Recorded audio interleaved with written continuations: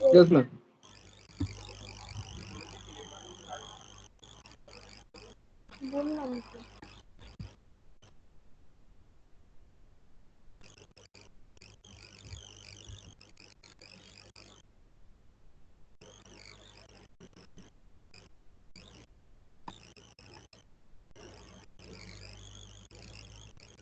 Screen share हो गया है?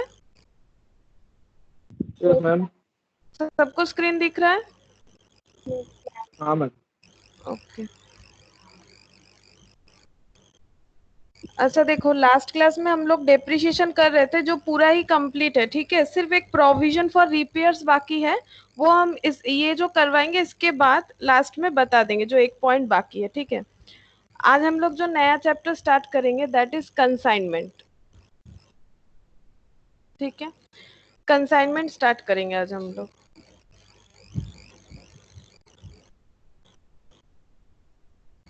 अब कंसाइनर में देखो क्या क्या पढ़ना पड़ेगा हम लोगों को। कंसाइनर में हम लोग को पढ़ना पड़ेगा गुड्स कंसाइंड क्या होता है, consignor, consignee, account sales, inventories of consignor और अकाउंट सेल्स के बारे में ये सब दिया हुआ है। Details of sales made by the consignee, ठीक है, जो भी है सब बताएंगे। ये जिस्ट है कि क्या क्या हम लोग को पढ़ना पड़ेगा। अब चलो कंसाइनमेंट क्या होता है वो पढ़ते हैं। कंसाइनमेंट का मतलब ही क्या होता है, देखो कंसाइनमेंट मतलब होता है कंसाइन, कंसाइन का मतलब होता है सेंड, कुछ भेजने का मतलब होता है कंसाइनमेंट। अब यहाँ पर देखो कंसाइनमेंट क्या है। In accounting, the term consignment account relates to accounts dealing with a situation where one person sends goods to another person on the basis that the goods will be sold on behalf of and the risk of the former। इसका मतलब देखो क्या है। Consignment एक तरह का cell है, ठीक है। सेल मतलब, सेल देखो हम लोग कितने तरह से कर सकते हैं। सेल मेनली हम लोग जैसे पढ़ते हैं वो होता है, एक कैश सेल होता है, एक क्रेडिट सेल होता है, ठीक है। यहाँ पर कैश क्रेडिट तो बाद में पढ़ेंगे। कंसाइनमेंट सेल जो है ये स्पेशल टाइप ऑफ एक ट्रांजैक्शन है। इस सेल में क्या होता है, हम लोग अपने गुड्स को क्या कर सकते हैं ताकि बड़ा मार्केट मिले। हर जगह जाके शॉप ओपन करना ये बहुत ही एक्सपेंसिव हो जाता है। हम लोग हर स्टेट में जाके शॉप ओपन नहीं कर सकते, मतलब इंडिया के हर जगह पे पहुंचने के लिए अलग अलग स्टोर ओपन करना बहुत एक्सपेंसिव हो जाएगा। तो अगर हम लोग चाहे तो थ्रू एजेंट के सामान बिकवा सकते हैं। जैसे देखो आज के दिन पे फ्लिपकार्ट वगैरह जो भी है, तो ये लोग जब मान लो कुछ अलग ब्रांड का, मतलब दूसरे कंपनी का जो भी प्रोडक्ट वगैरह रखता है, फ्लिपकार्ट के पास सारा प्रोडक्ट मिल जाएगा। या फिर जैसे मान लो बिग बाजार जाओगे तुम लोग, तो बिग बाजार का जो फर्नीचर स्टोर होता है वहां पर देखोगे बिग बाजार खुद कोई फर्नीचर नहीं बनाता है, ठीक है, लेकिन बिग बाजार के पास फर्नीचर स्टोर एक है जहां पर हर एक कंपनी का फर्नीचर मिल जाएगा, तुम लोग को अलग अलग कंपनी का फर्नीचर मिलेगा। तो बिग बाजार का काम क्या है, उसे अपने स्टोर में वो सारा फर्नीचर को शो करना है for the purpose of customer. Show करके क्या करना है, बेचना है। अब जो कंपनी बिग बाजार को वो फर्नीचर रखने के लिए दिया है कि बेचो मेरा फर्नीचर, उसका खुद का दुकान भी होगा, लेकिन वो अगर बिग बाजार में रखता है तो उसको और एक स्कोप मिल जाएगा। लेकिन इससे इसको बेनिफिट ये है कि उसको वहां का स्टोर का रेंट वगैरह ये सब देना नहीं पड़ेगा, ठीक है। वो अपना सामान क्या कर रहा है, बिग बाजार को दे रहा है, बिग बाजार उसको सेल करवा दे रहा है, उसके बदले में सिर्फ और सिर्फ क्या ले रहा है, कमीशन ले रहा है। मतलब कमीशन ले लो और मेरा सामान बिकवा दो, इससे मेरे सामान का सेल क्या हो गया, बढ़ गया। तो कंसाइनमेंट का मतलब यही होता है, अपने गुड्स को किसी और को भेज देना है हम लोगों को, और उस गुड्स को बिकवाना है उससे, ठीक है। उसे हम लोग बोलेंगे एजेंट। और एजेंट किस लिए काम करता है, एजेंट फॉर कमीशन काम करता है। तो देखो क्या बोला है, in accounting the term consignment account, consignment account क्या है, रिलेट्स टू अकाउंट्स, उस तरह के अकाउंट्स को रिलेट्स करता है dealing with a situation where one person और फर्म, मतलब कोई पर्सनल, मतलब कोई अगर इंडिविजुअल है जैसे सोल प्रोप्राइटर है वो, या फिर कोई फर्म गुड्स भेज सकता है किसी अनदर पर्सन या फर्म को। जैसे बिग बाजार, बिग बाजार एक कंपनी हो गया, या फिर इंडिविजुअल भी, तुम्हारा फर्नीचर का दुकान है, तुम्हारे दोस्त का फर्नीचर का दुकान किसी और स्टेट में है, ठीक है, तो तुम चाहो तो उसे बोल सकते हो भाई तेरा भी फर्नीचर का दुकान है, तू मेरा सामान रख और तेरे सामान के साथ मेरा सामान भी बेच, तेरा अपना जो दाम में बिकेगा बिकेगा, मेरे सामान पे मैं तुझे कमीशन दे दूंगा, तू रख इस सामान को और इसको भी तू शो कर, एडवर्टाइज कर और बेच दे मेरा सामान। तो ये हो जाएगा कि हम लोग इंडिविजुअल पर्सन टू पर्सन भी भेज सकते हैं, फर्म टू फर्म भी भेज सकते हैं, on the basis that the goods will be sold on behalf of and at the risk of the former।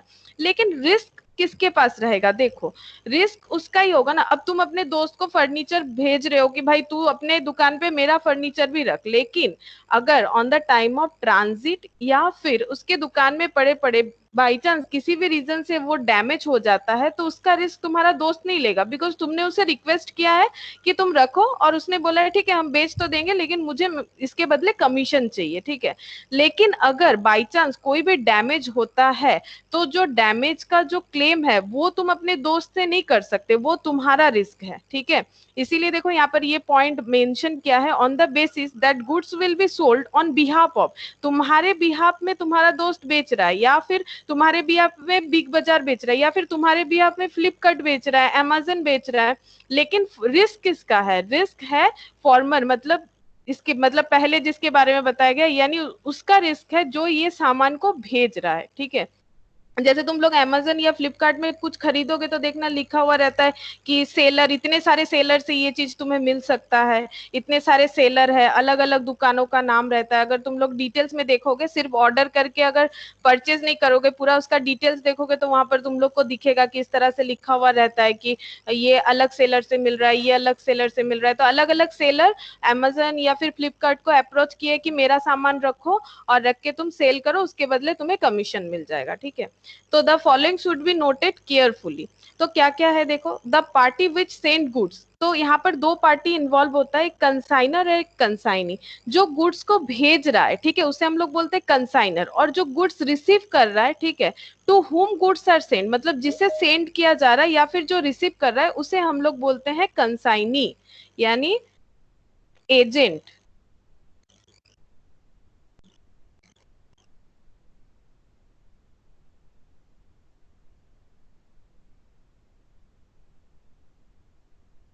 Good evening नम्रता।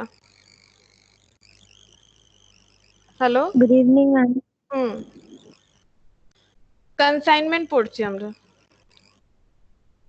अच्छा। अच्छा ठीक है। तो देखो, तो कंसाइनर और कंसाइनी के अंदर रिलेशन क्या होता है? प्रिंसिपल एंड एजेंट का रिलेशन होता है। एजेंट कौन होता है? एजेंट जो सिर्फ कमीशन के लिए काम करता है। तो कंसाइनी किस लिए काम करेगा? उसका उस गुड्स से कोई लेना देना नहीं है, वो तुमने ऑफर किया है, वो एक्सेप्ट किया है, ठीक है हम शो कर देंगे और बिकेगा तो मुझे कमीशन दे देना। अब कमीशन किसके ऊपर मिलता है? ये चीज याद रखो, जब भी कुछ सेल करके कमीशन मिलता है तो वो टोटल सेल के ऊपर मिलता है नॉर्मली, ठीक है। उसके बाद हम लोग कमीशन का भी पार्ट बहुत सारा है यहाँ पढ़ेंगे। नॉर्मली जितना सेल होगा उसका एक परसेंटेज यानी हिस्सा एजेंट को मिल जाना चाहिए। और जो भेज रहा है गुड्स वो है कंसाइनर, जिसे हम लोग बोलेंगे प्रिंसिपल। तो कंसाइनर और कंसाइनी जो दो पार्टी है, इनके अंदर जो रिलेशनशिप होता है वो प्रिंसिपल एंड एजेंट का रिलेशनशिप होता है। अब देखो, अगर जैसे मैंने बोला कि गुड्स डैमेज हो जाएगा तो इसका रिस्क जो है ये कंसाइनर के पास ही रहेगा, यानी ओनरशिप जो है वो किसके पास रहेगा? ओनरशिप हमेशा कंसाइनर के पास रहेगा और ये सिर्फ ट्रांसफर होगा, ये कंसाइनर के पास रहेगा। ओनरशिप हमेशा कंसाइनर के पास रहेगा और एजेंट के पास सिर्फ रहेगा पोजीशन। एजेंट के पास जो है वो रहेगा पोजीशन। पोजीशन मतलब गुड्स को रखने का अधिकार, ठीक है, लेकिन उसका ओनरशिप नहीं है। अगर ओनरशिप होता तो रिस्क भी तो वही बियर करता ना, मतलब जिसका ओनरशिप होगा वही रिस्क बियर करेगा, लेकिन जिसका पोजीशन होगा उसको रिस्क बियर करने का जरूरत नहीं है, बिकॉज पोजीशन मतलब जस्ट रखने का अधिकार होता है, जबकि ओनरशिप मतलब वो सामान तुम्हारा है। अब ये ओनरशिप किसको ट्रांसफर हो सकता है? ओनरशिप कंसाइनर से डायरेक्ट ट्रांसफर हो सकता है बायर को, मतलब जब एजेंट उसका सामान बेच देगा जो कंसाइनर उसे भेजा था, तो एजेंट का पोजीशन जो है वो चला जाएगा उस सामान से, और वो जो गुड्स है वो जब कस्टमर के पास पहुंच जाएगा तो कस्टमर के पास ओनरशिप ट्रांसफर हो जाएगा, ठीक है। तो यहाँ पर एजेंट के पास जो है वो कभी भी ओनरशिप नहीं जाता है। यहाँ पर जब नॉर्मली सेलर और बायर के अंदर क्या होता है, सेलर और बायर का जो रिलेशन होता है, अगर तुम लोग कहीं भी मार्केट में जाओगे कुछ भी खरीदते हो, कॉपी पेन बिस्कुट जो भी कुछ भी चीज खरीदते हो, फोन वगैरह, तो वहां पर सेलर बायर का रिलेशन होता है।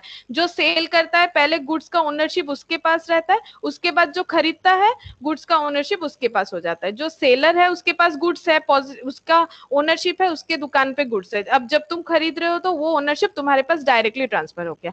लेकिन इस टाइप ऑफ ट्रांजैक्शन में क्या होगा, पहले ओनरशिप से एजेंट के पास पोजीशन जाएगा, अगर तुम एजेंट के थ्रू खरीद रहे हो, फिर वो एजेंट जब तुम्हें सामान बेचेगा, यानी तुम जब बायर हो जाओगे, जो बायर होगा उसके पास डायरेक्टली वो ओनरशिप चला जाएगा।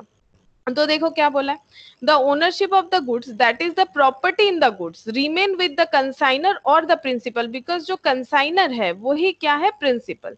द एजेंट और द कंसाइनी, बिकॉज एजेंट जो है वही कंसाइनी है, does not become their owner even though goods are in his position. Position में है मतलब इसका मतलब ये नहीं है कि पोजीशन में है तो तुम्हारा उस पे ओनरशिप आ जाएगा, ठीक है। ऑन सेल मतलब नॉर्मल सा बात है ना, जैसे मान लो दोस्तों को कभी बोलते हो नहीं ये कॉपी पकड़ हम थोड़ा आते हैं, तुम तो उसको पोजीशन दे रहे हो, तो इसका मतलब नहीं है कि वो तुम्हारा दोस्त कॉपी का ओनर हो जाएगा, ठीक है। थोड़े देर के लिए तुम उसे वो रखने का पोजीशन दे रहे हो। उसी तरह से यहाँ पर भी वही केस होता है कि कंसाइनर ओनर नहीं बन सकता है, कंसाइनर जो है सॉरी कंसाइनी ओनर नहीं बन सकता। कंसाइनी जो है वो पोजीशन रख सकता है, और ओनर हमेशा कंसाइनर रहेगा जब तक ना गुड्स सेल हो जाता है। और सेल होने पे तो ऑब्वियसली जो खरीदेगा पैसा देके उसी के पास ही ओनरशिप आ जाएगा। ऑन सेल ये देखो, of course the buyer will become the owner, अभी मैंने बता भी दिया। सेल जब हो जाएगा ऑफ कोर्स बायर ओनर हो जाएगा, नॉर्मल सा बात है कि अगर हम पैसा देके खरीद रहे हैं तो ओनरशिप मुझे ट्रांसफर होना ही चाहिए। उसके बाद देखो क्या है, the consignor does not send an invoice to the consignee. Invoice का मतलब क्या होता है, बिल रेज करना। लेकिन नॉर्मली कंसाइनर और कंसाइनी के अंदर जो रिलेशनशिप एग्जिस्ट करता है ना, उसमें इनवॉइस का कोई बात नहीं। इनवॉइस मतलब जब सेल होता है, लेकिन कंसाइनर तो कंसाइनी को सेल नहीं कर रहा है, कंसाइनर कंसाइनी को सेल नहीं कर रहा है, वो उसको सेल करने के लिए मतलब हेल्प चाह रहा है कि मेरा गुड्स तुम अपने थ्रू से बेच दो और तुम भी कुछ रख लो, जिसका नाम है commission. He sends only a pro forma invoice. Pro forma मतलब invoice जैसा but not invoice। देखो, a statement that looks like an invoice, जो एक invoice की तरह है but is really not one, but real में वो invoice नहीं है, इसीलिए नाम है pro forma invoice। तो pro forma invoice कौन किसे भेजेगा, ऑब्वियसली गुड्स हम लोग बेच तो नहीं रहे हैं कंसाइनी को, लेकिन हम लोग उसे कितना गुड्स दे रहे हैं, मतलब कितना सारा क्वांटिटी है, कितने रेट पे है, क्या क्या गुड्स है, कितने तरह का है, उसका जो डिटेल्स वो तो एक होना चाहिए। नहीं तो कैसे पता चलेगा कि अगर हम वेस्ट बंगाल में बैठ के अगर बिहार में बेच रहे हैं, दिल्ली में बेच रहे हैं, कि जिसे भेज रहे हैं वो उसके पास उतना ही गुड्स पहुंच रहा है, तो प्रूफ होना चाहिए ना। तो प्रोफोर्मा इनवॉइस बना के भेजा जाता है, जहां पर क्या होता है, the object of proforma invoice क्या है, only to convey information to the consignee regarding particular of the goods. इसमें बस ऐसे तो हम लोग बोलेंगे कि तुम्हें ये सामान भेज रहे हैं बाई फोन या फिर जो भी हो, लेकिन प्रोफोर्मा इनवॉइस मतलब जो रिटर्न होता है ना वो वैल्यूएबल होता है। तो ये एक रिटर्न डॉक्यूमेंट्स होगा जहां पर लिखा हुआ रहेगा कि हम लोग कितने तरह का गुड्स और क्या क्या जो भी पर्टिकुलर रिगार्डिंग गुड्स सेंट है उसके बारे में यहाँ पर डिटेल्स रहेगा, दैट इज प्रोफोर्मा इनवॉइस। और ये कौन भेजेगा, नॉर्मल सा बात है, नॉर्मली हम लोग जब सेल करते हैं तो इनवॉइस रेज करते हैं, लेकिन यहाँ पर गुड्स डायरेक्टली सेल नहीं हो रहा है, यहाँ पर थ्रू कंसाइनी सेल हो रहा है। तो जब कंसाइनी को दिया जाएगा तो उसे हम लोग बोलेंगे प्रोफोर्मा इनवॉइस, और भेजेगा कौन, कंसाइनर। कंसाइनर कंसाइनी को जब भेजेगा तो प्रोफोर्मा इनवॉइस भेजेगा, और इसमें गुड्स का जो है पर्टिकुलर वो रहेगा। उसके बाद देखो, usually the consignee recovers from the consignor all expenses incurred by him on the consignment. अब ये क्या है, अब कंसाइनर तो प्रोफोर्मा इनवॉइस के साथ गुड्स भेज दिया कंसाइनी को, लेकिन कंसाइनी ऐसा नहीं है कि वो गुड्स रिसीव किया और डायरेक्ट अपने दुकान में ले गया। अब ये गुड्स रिसीव करने से लेके उसके शॉप में ले जाने तक ठीक है, उसके शॉप में ले जाने तक कुछ ना कुछ तो एक्सपेंस होगा। अगर ज्यादा गुड्स होगा तो उसे कुछ मतलब ट्रक वगैरह करना पड़ेगा, या फिर कुछ भी हो मतलब छोटा मोटा होगा तो छोटा मोटा गाड़ी करना पड़ेगा, कुछ भी ट्रांसपोर्टेशन कॉस्ट लग सकता है, या फिर मान लो कुछ अगर चार्जेस वगैरह लग रहा है, कुछ भी तरह का क्लियरेंस चार्जेस हो सकता है, वेयर हाउस चार्जेस हो सकता है। अगर वो ट्रेन में आ रहा है, गुड्स बहुत दूर से आ रहा है, उसे वेयर हाउस में खाली करवाना है, फिर वेयर हाउस से उसे लेना है, या फिर कोई भी कस्टम ड्यूटी, ऑक्ट्रॉय, ये सब क्या होता है आगे बोलेंगे। इस तरह का बहुत सारा एक्सपेंस जो है वो हो सकता है कंसाइनी को करना पड़े गुड्स को अपने दुकान में यानी शॉप तक पहुंचाने के लिए, ठीक है। लेकिन ये खर्चा कंसाइनी का तो होना नहीं चाहिए, नॉर्मल सा बात है, क्योंकि कंसाइनी को क्या मिलेगा, उसे तो सिर्फ कमीशन मिलने वाला है गुड्स बेचने से। अगर नहीं बिकेगा तो वो भी नहीं मिलेगा, ठीक है। अगर कंसाइनी गुड्स नहीं बेच पाएगा तो उसे कमीशन नहीं मिलेगा, और अगर गुड्स बेच पाएगा तभी ना वो कमीशन का डिमांड कर सकता है, नहीं तो बोलेगा जे हम तो बेच नहीं पाए, तुम अपना सामान जो है वो ले जाओ।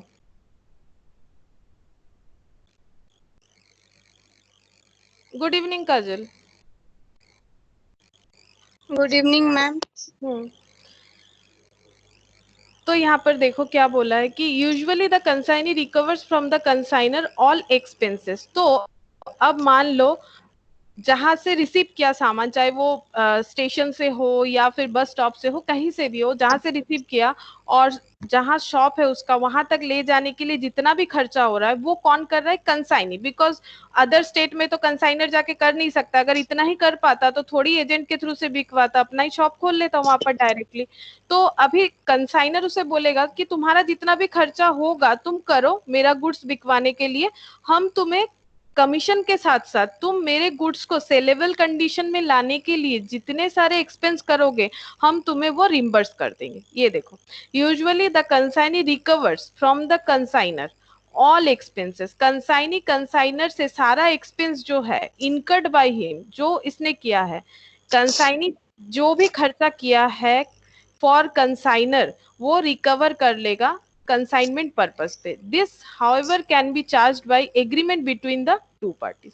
तो इसमें एक एग्रीमेंट होना चाहिए, मतलब एक रिटर्न होना चाहिए कि वहां पर लिखा हुआ रहेगा कि कंसाइनी अगर कोई भी खर्चा करेगा बिहाफ ऑफ कंसाइनर गुड्स को सेलेबल कंडीशन में ले जाने के लिए, तो कंसाइनर को वो सारा पैसा कंसाइनी को रिम्बर्स करना पड़ेगा कमीशन के साथ साथ। ऐसा नहीं कि सिर्फ कमीशन दिए और चले गए, ऐसा नहीं चलेगा।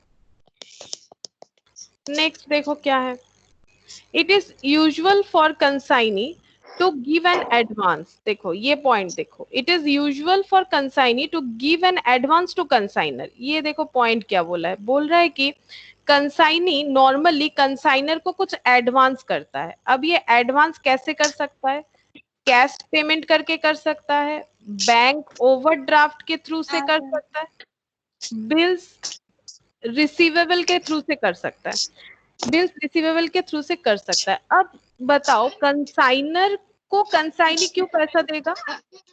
किसके बैकग्राउंड में आवाज हो रहा है, म्यूट कर लो ना।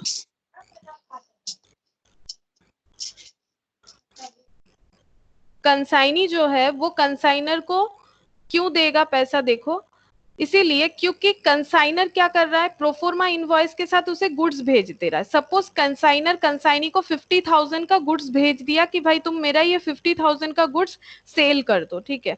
लेकिन ऐसा तो हो सकता है कि कंसाइनी जो अदर स्टेट में बैठा हुआ है या फिर किसी और जगह पे जहां भी हो, अगर बड़ा शहर है तो हर जगह शॉप खोलना मुमकिन नहीं होता है, तो यहाँ पर भी हम लोग कंसाइनी बेसिस पे करवा सकते हैं। तो 50,000 का जो गुड्स है वो भेज दिया, और अगर कंसाइनी वो 50,000 का गुड्स लेके भाग जाए यानी उसे धोखा दे दे तो क्या होगा, उसका तो पूरा लॉस हो जाएगा। तो एक सिक्योरिटी होना चाहिए। जैसे तुम लोग अगर कभी भी रेंट में कहीं रहे हो, पीजी वगैरह कुछ भी होता है, तो वहां पर देखो एक डिपॉजिट लिया जाता है जिसे बोला जाता है सिक्योरिटी डिपॉजिट, एग्रीमेंट के पहले।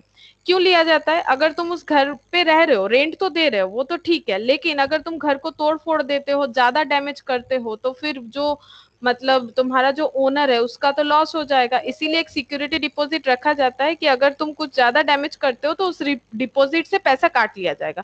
अब किस तरह से कितना काटा जाएगा उसके लिए एक एग्रीमेंट बनता है, उस पर साइन होता है, तभी तुम जाके रेंट ले सकते हो। उसी तरह से यहाँ पर क्या होगा, कंसाइनर कंसाइनी में एक एग्रीमेंट तो हो गया कि हम लोग कंसाइनमेंट बेसिस पे सेल करेंगे। अब कंसाइनी ये बोलेगा कि हम जो भी खर्चा करेंगे बिहाफ ऑफ कंसाइनर, कंसाइनर को मुझे देना पड़ेगा। तो कंसाइनर भी ये डिमांड करेगा कि हम तुम्हें जो गुड्स दे रहे हैं उसका मुझे क्या सिक्योरिटी है। तो फिर कंसाइनी बोलेगा ठीक है, हम कुछ पैसा तुम्हें एडवांस कर देंगे ताकि तुम्हें शांति बना रहे कि हम तुम्हारा चीज लेके कहीं नहीं भाग रहे हैं, ठीक है। तो एडवांस का मतलब ये देखो, थ्रू कैश भी दे सकता है, थ्रू बैंक ओवरड्राफ्ट भी दे सकता है, sorry bank draft, bank draft भी दे सकता है, मतलब बैंक में जाके ड्राफ्ट बनाना पड़ता है, उससे भी दे सकता है, चेक दे सकता है, बिल्स रिसीव कर सकता है, बिल्स जो ड्रॉ किया जाता है ना, बिल्स ऑफ एक्सचेंज, तो बिल्स ड्रॉ कर सकता है, मतलब कंसाइनर कंसाइनी के ऊपर बिल्स ड्रॉ कर सकता है। अब देखो यहाँ दिया in the form of cash और बिल्स ऑफ एक्सचेंज, अच्छा यहाँ दो ही फॉर्म दिया है और जो भी नेचर हो सकता है, चेक वगैरह सब। It is adjusted against the sale proceeds of the goods, ये जो सेल प्रोसीड्स है उसके अगेंस्ट में ये क्या हो जाएगा, एडजस्ट हो जाएगा। सपोज कंसाइनी ने क्या किया है, 30,000 का एडवांस पहले से ही कर दिया और 50,000 का पूरा गुड्स ही बिकवा दिया, यानी जब कंसाइनर उसे बोलेगा कि तुमने तो मेरा सारा सामान बिकवा दिया, मुझे 50,000 दे दो, तो कंसाइनी बोलेगा नो, 50,000 तो हम नहीं देंगे, बिकॉज 30,000 मैंने तुम्हें पहले ही एज ए एडवांस दे के रखा था, तो फिर हम 20,000 ही देंगे, बाकी क्यों दे, ठीक है। तो वही है कि एडजस्ट मतलब वही होगा, इस तरह से एडजस्ट होगा। अब देखो क्या बोल रहे हैं, for this work the consignee receives commission calculate on the basis of gross sale, मैंने पहले ही बताया था कि ये सेल के ऊपर कमीशन दिया जाएगा। अब ये कंसाइनी जो इतना मेहनत करेगा इसके बदले इसे क्या मिलेगा, commission. For ordinary commission the consignee is not responsible for any bad डेब्ट दैट मे अराइज। अब इसका देखो क्या है, कमीशन जो है, कमीशन दो तरह का होता है, ये देखो कमीशन जो है कंसाइनमेंट में, कमीशन मेनली दो तरह का होगा, ठीक है, ऑर्डिनरी और स्पेशल। ऑर्डिनरी कमीशन जो है वो ग्रॉस सेल पे होता है, ग्रॉस सेल तुमने जितना सेल करवा दिया इनटू परसेंटेज ऑफ कमीशन जो कॉन्ट्रैक्ट में बताया गया है, मतलब कंसाइनर और कंसाइनी एक दूसरे के साथ जितने परसेंटेज ऑफ कमीशन में एग्रीड हुए हैं, तो gross sale into percentage of commission. और स्पेशल कमीशन जो है वो टू टाइप्स होता है, एक होता है डेल क्रेडियर, एक होता है डेल क्रेडियर और एक होता है ओवर राइटिंग, एक होता है डेल क्रेडियर और एक होता है ओवर राइडिंग।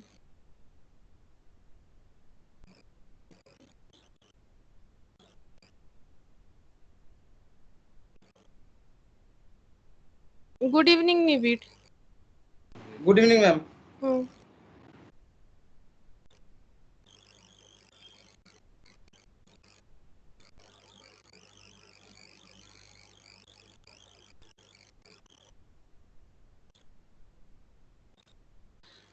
एक होता है डेल क्रेडियर और एक होता है ओवर राइडिंग, ठीक है।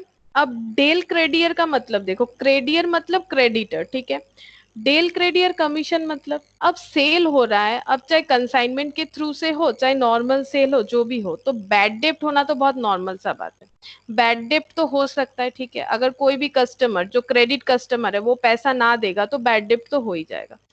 अब यहाँ पर एक कंडीशन आ जाता है कि कंसाइनी को ऑर्डिनरी कमीशन तो मिलेगा, ये नहीं मिलेगा तो वो काम नहीं करेगा। कंसाइनी जो है वो कंसाइनर को एक ऑफर कर सकता है कि जो भी बैड डेप्ट होगा उसका रिस्पॉन्सिबिलिटी मेरा, मतलब बैड डेप्ट होगा तो हम समझेंगे आपको आपका पैसा मिल जाएगा अगर मैंने सेल किया है तो। अगर बैड डेप्ट का रिस्पॉन्सिबिलिटी कंसाइनी लेगा तो फिर वो कुछ तो डिमांड करेगा, तो वो बोलेगा मुझे और एक कमीशन दो, ऑर्डिनरी कमीशन के साथ साथ मुझे एक स्पेशल कमीशन दो, that is del credere commission. तो डेल क्रेडियर कमीशन तब होता है जब बैड डेप्ट का रिस्क जो है, बैड डेप्ट का रिस्क जो है वो कंसाइनी बियर करता है।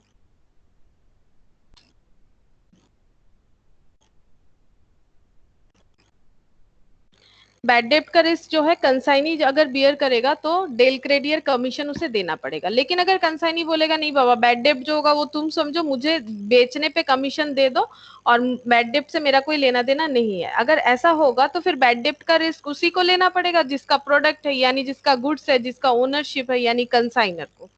और ओवरराइडिंग कमीशन मतलब क्या होता है, ओवरराइडिंग कमीशन जो है इसका मतलब ये होता है कि कंसाइनर कंसाइनी को जो स्पेसिफिक प्राइस बता देता है कि मेरा जो भी गुड्स है, आप सपोज ₹100 पर यूनिट बेच दो, 100 पर यूनिट, मैंने एक एग्जांपल लिया। लेकिन अगर कंसाइनी अपना दिमाग चला के इसे 110 पर यूनिट बेच देता है, मतलब ओवर राइड कर दिया, जो प्राइस डिटरमाइन हुआ था उसे ओवर राइड कर दिया, एक्स्ट्रा 10 रुपीज एक्स्ट्रा में बिकवा दिया, ठीक है, तो फिर पर यूनिट पे कंसाइनर का प्रॉफिट उसने 10 रुपए करके बढ़ा दिया, 10 रुपीज करके उसे इंक्रीज करवा दिया, ओवरराइड करवा दिया। तो अगर ओवरराइड करवा दिया है, उसने मेहनत किया होगा तभी ये काम पॉसिबल है, तो उसे एक कमीशन मिलना चाहिए, दैट इज ओवरराइडिंग कमीशन। तो कमीशन कंसाइनमेंट में देखो दो तरह का होता है, एक ऑर्डिनरी, स्पेशल। ऑर्डिनरी मतलब सेल के ऊपर, क्योंकि डीलिंग ही सेल के ऊपर है कि सामान सेल करवाना है, सेल होगा तो कमीशन मिलेगा, तो gross sale into percentage of commission. और स्पेशल कमीशन दो तरह का होता है, डेल क्रेडियर, इस तरह से याद रखना है, क्रेडिट सेल के ऊपर जो होगा, क्रेडिट सेल पे ही बैड डेप्ट होता है, कैश सेल पे तो होगा नहीं, बिकॉज कैश सेल पे कैश मिल ही गया तो बैड डेप्ट किस चीज का। क्रेडिट सेल पे अगर बैड डेप्ट हो जाता है और कंसाइनी के साथ ये कॉन्ट्रैक्ट बना हुआ है कि डेल क्रेडियर कमीशन मिलेगा, तो कंसाइनी को बैड डेप्ट का जो रिस्पॉन्सिबिलिटी है वो लेना पड़ेगा, और अगर कंसाइनी नहीं ले रहा है तो कंसाइनर को लेना पड़ेगा, बिकॉज वो उसको तो लेना ही है। लेकिन अगर वो डेल क्रेडियर कमीशन पे कर रहा है तो वो जो मतलब लाइबिलिटी है वो कंसाइनी के ऊपर चला जाएगा। और ओवरराइडिंग कमीशन का मतलब ये होता है कि जो भी प्राइस स्पेसिफाइड है, अगर उससे कुछ ज्यादा प्राइस में कंसाइनी बिकवा देता है कंसाइनर का सामान, तो फिर वो कंसाइनर को डिमांड कर सकता है कि मुझे ओवरराइडिंग कमीशन दे दो। लेकिन ये सब कॉन्ट्रैक्ट में रिटर्न होना चाहिए कि अगर ज्यादा में बिकवाएंगे तो मुझे ओवरराइडिंग मिलेगा, नहीं तो मे भी कंसाइनर बोल ही सकता है तो मैंने कब बोला था तुम ज्यादा में बिकवाओ, हम तुम्हें ज्यादा कमीशन नहीं दे सकते। तो ऑब्वियसली सारा रिटर्न होना चाहिए, अगर ऐसा कुछ रिटर्न एग्रीमेंट है तो ही कंसाइनी मेहनत करेगा, अदरवाइज कंसाइनी को मेहनत नहीं करना चाहिए। अगर करता भी है तो वो उसका फॉल्ट है, उसे इस तरह का फालतू का मेहनत नहीं करना चाहिए। तो एग्रीमेंट में होगा तभी वो वैलिड होगा, अदरवाइज नहीं होगा।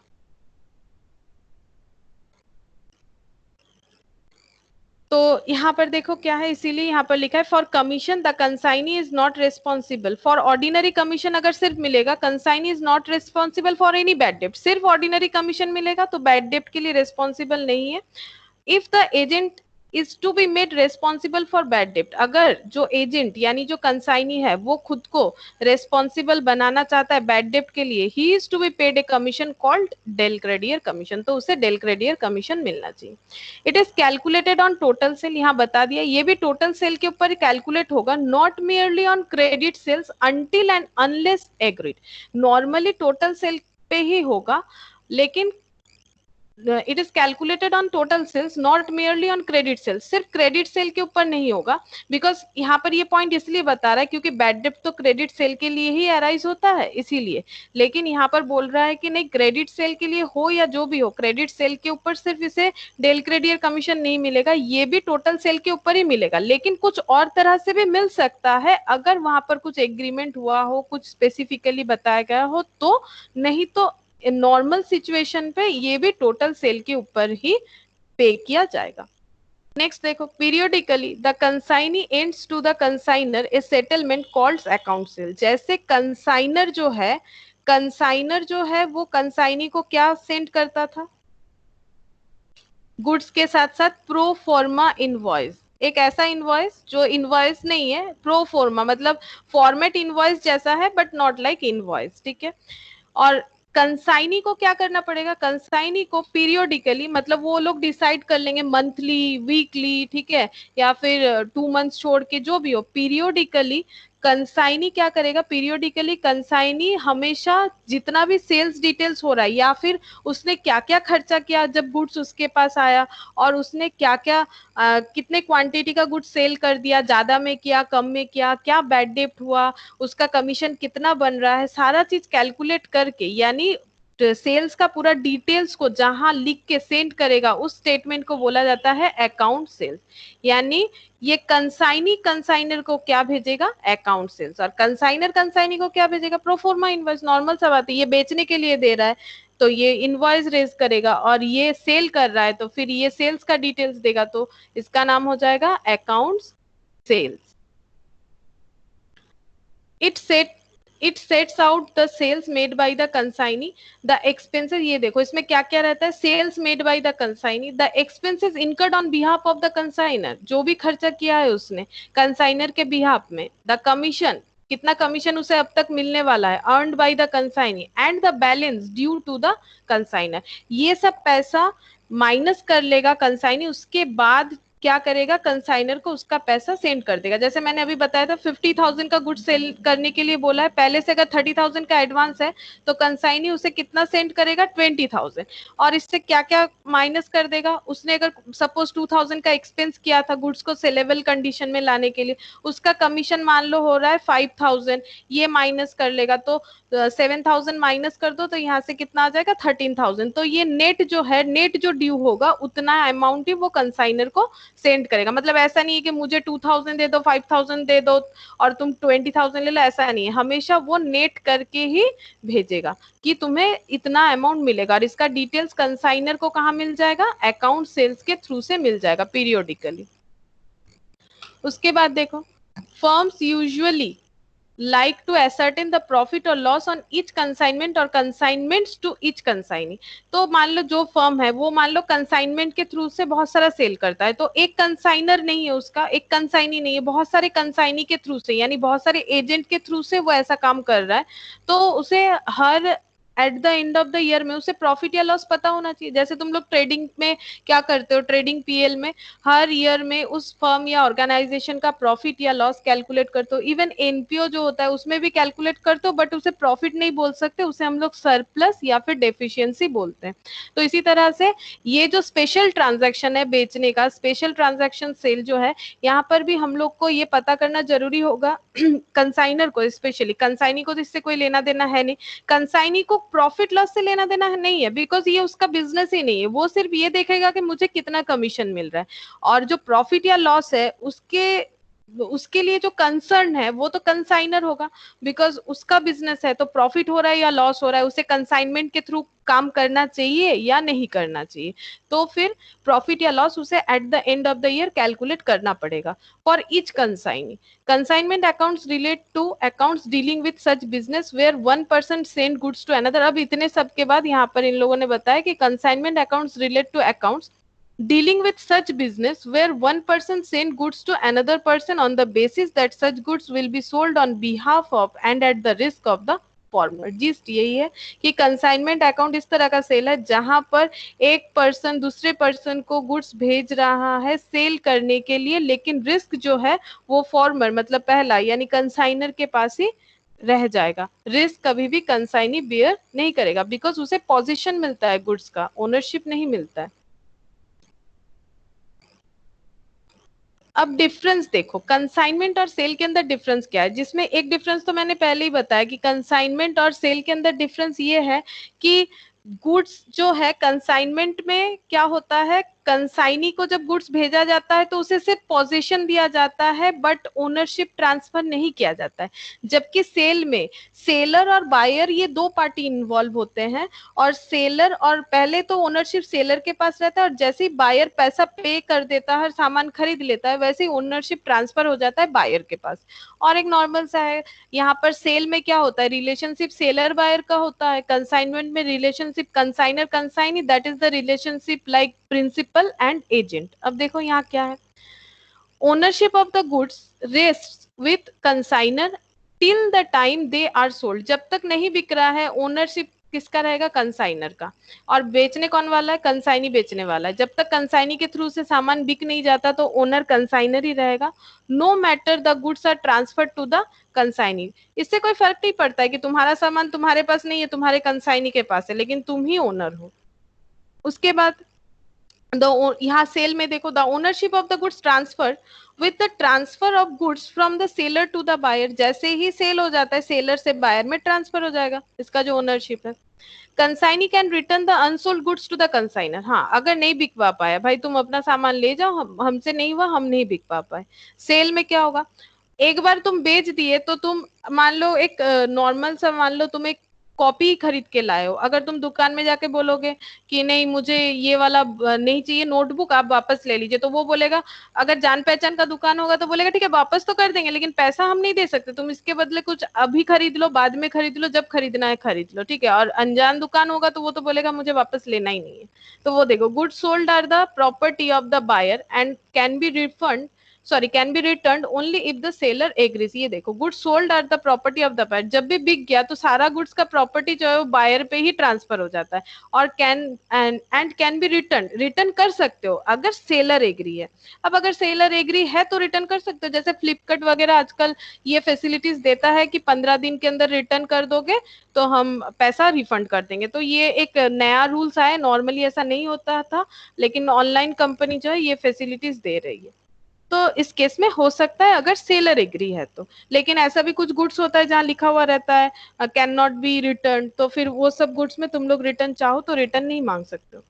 Consignor bears the loss of the goods held with the consignee, अगर कंसाइनी के पास रहते हुए जो गुड्स है वो बिकने के पहले कुछ लॉस वगैरह हो गया, या फिर मान लो जब जा रहा था एक स्टेट से दूसरे स्टेट में, मान लो फर्नीचर कुछ डैमेज हो गया, कुछ क्रैक हो गया, जो मैंने फर्नीचर का एग्जांपल लिया था, तो कंसाइनर को ही उसका लॉस बियर करना पड़ेगा, बिकॉज ये ही तो ओनर है, तो ओनर जो है उसी को क्या करना पड़ेगा, लॉस बियर करना पड़ेगा। लेकिन जैसे ही तुम कॉपी लेके घर पे आ गए और रास्ते में जाते अगर तुम्हारे पास गिर गया, वो खराब हो गया, नोटबुक जो भी हो, तो तुम जाके सेलर को नहीं बोल सकते हो कि ये जो लॉस है ये तुम्हारा है, नहीं बोल सकते हो। It is the buyer who will bear the loss if any after the transfer of goods, खरीदने के बाद कुछ भी लॉस वगैरह होगा तो वो बायर का ही होगा, सेलर का नहीं होगा, क्योंकि जैसे ही वो सेल कर दिया है उसने ओनरशिप तुम्हारे ऊपर ट्रांसफर कर दिया है। दैट्स वाई लॉस जो है वो बायर का ही होगा। इसके बाद देखो, the relationship between the consignor and consignee is that of principal and agent. The relationship between the seller and the buyer is that of creditor and debtor. Seller और buyer में रिलेशन वही होता है, क्रेडिटर एंड डेटर। क्रेडिटर तब generate होगा अगर हम लोग मतलब जो परचेस कर रहे हैं वो अगर हम लोग मतलब क्या बोले, डेटर जो है, डेटर तभी जनरेट होता है अगर हम लोग क्रेडिट सेल करते हैं। क्रेडिट सेल अगर हम लोग करेंगे तो डेटर जनरेट होगा। अगर मान लो जिस दुकान में जाके हम लोग परचेस कर रहे हैं वो हम लोग को क्रेडिट में बेचा, हम लोगों ने चाहा कि क्रेडिट में बेच दे तो क्रेडिट में बेच दिया, तो हम लोग उसका क्या बन जाएंगे, डेटर, और हमारे लिए वो क्या बन जाएगा, क्रेडिटर। जो उधार में बेच रहा है वो क्रेडिटर हो जाता है, जो खरीद रहा है उधार में उसका, क्रेडिट में जो परचेस कर रहा है उसके लिए ये क्रेडिटर बन जाएगा, और क्रेडिटर के लिए वो जिसे सेल कर रहा है वो डेटर बन जाएगा। Expenses done by the consignee to receive the goods and to keep it safely are borne by the consignor unless there is any other agreement. वही सेम बात बताए, जो भी एक्सपेंसेस सेलेबल कंडीशन में लाने के लिए कंसाइनी करेगा वो पूरा ही कंसाइनर को देना पड़ेगा। अगर कोई एग्रीमेंट अलग कुछ है, एग्रीमेंट कुछ अलग बना हुआ है तो अलग बात है, तो एज पर एग्रीमेंट हो सकता है, लेकिन नॉर्मल जो है वो ये है rules. Expenses incurred by the buyer are to be borne by the buyer itself after the transfer of the goods. अब मान लो तुमने एक क्या खरीदा है, सपोज मान लो तुमने एक फ्रिज खरीद लिया। अब फ्रिज को तो ऐसे ही हाथ में उठा के नहीं ला सकते हो, ठीक है। अब फ्रिज को घर तक लाने के लिए जो भी खर्चा कर रहे हो वो तुम्हें ही पे करना पड़ेगा। लेकिन किसी किसी केस में होता है वो शॉप से फैसिलिटीज वगैरह रहता है कि फ्री डिलीवरी, वो अलग बात है। लेकिन अगर फ्री डिलीवरी नहीं है तो डिलीवरी जो चार्जेस है वो तुम्हें पे करना पड़ेगा, वो कभी भी जो सेलर है वो पे नहीं करेगा। अब यहाँ पर एक नॉर्मल सा बात बताए, कमीशन और डिस्काउंट के अंदर डिफरेंस क्या होता है। तो पहले हम बता देते हैं, देखो डिस्काउंट क्या होता है ये हम बता देते हैं। डिस्काउंट जो है वो दो तरह का होता है, एक होता है ट्रेड डिस्काउंट, एक होता है कैश डिस्काउंट। अब कैश डिस्काउंट कब मिलता है, अगर हम लोग टाइम के पहले, जैसे मान लो मैंने कहीं पर भी क्रेडिट परचेज किया है, ठीक है, क्रेडिट पे परचेज किया है तो मुझे पेमेंट करना है जिससे मैंने खरीदा है। लेकिन मान लो मुझे बोला था 1 मंथ के अंदर पे करो, मैंने 10 दिन के अंदर जाके वो पे कर दिया।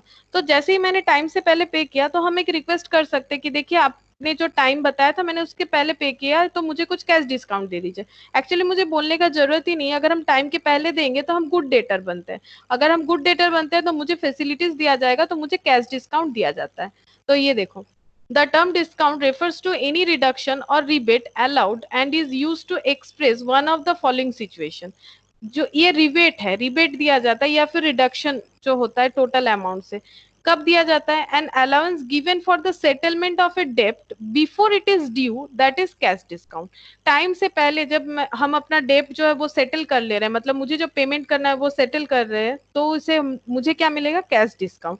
और ये तुम लोग अगर फाइनल अकाउंट्स किए हो तो तुम लोग देखो, फाइनल अकाउंट्स में प्रोविजन फॉर डिस्काउंट होता है, वो इसी वजह से कंपनी क्रिएट करती है, कोई भी फर्म या ऑर्गेनाइजेशन इसी वजह से क्रिएट करती है कि ऐसा तो कोई गुड, जैसे बैड डेटर होता है वैसे गुड डेटर भी होता है, अगर गुड डेटर टाइम के पहले पैसा दे देगा तो मुझे डिस्काउंट उसे देना पड़ेगा। ये सब बिजनेस का पॉलिसी है, अगर हम लोग डिस्काउंट वगैरह नहीं देंगे तो बिजनेस नहीं चलेगा, मार्केट में हम लोग टिक नहीं पाएंगे, तो कैश डिस्काउंट देना पड़ता है, इसीलिए प्रोविजन फॉर डिस्काउंट किया जाता है।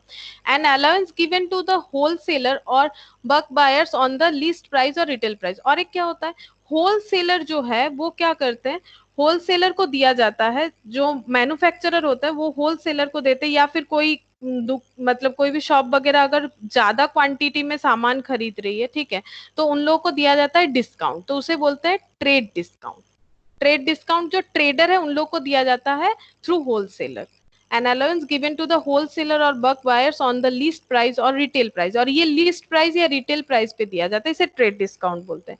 Trade discount is not shown in the books of the account separately and it is shown by way of deduction from the cost of purchase. लेकिन ये शो नहीं किया जाता है, जो तुम लोग डिस्काउंट अकाउंट डेबिट करते हो वो ये ट्रेड डिस्काउंट नहीं होता है, ठीक है। ट्रेड डिस्काउंट जो है वो जो कॉस्ट ऑफ परचेज है, मतलब परचेज प्राइस से लेस करके ही डिस्काउंट दिया जाता है, that is trade discount.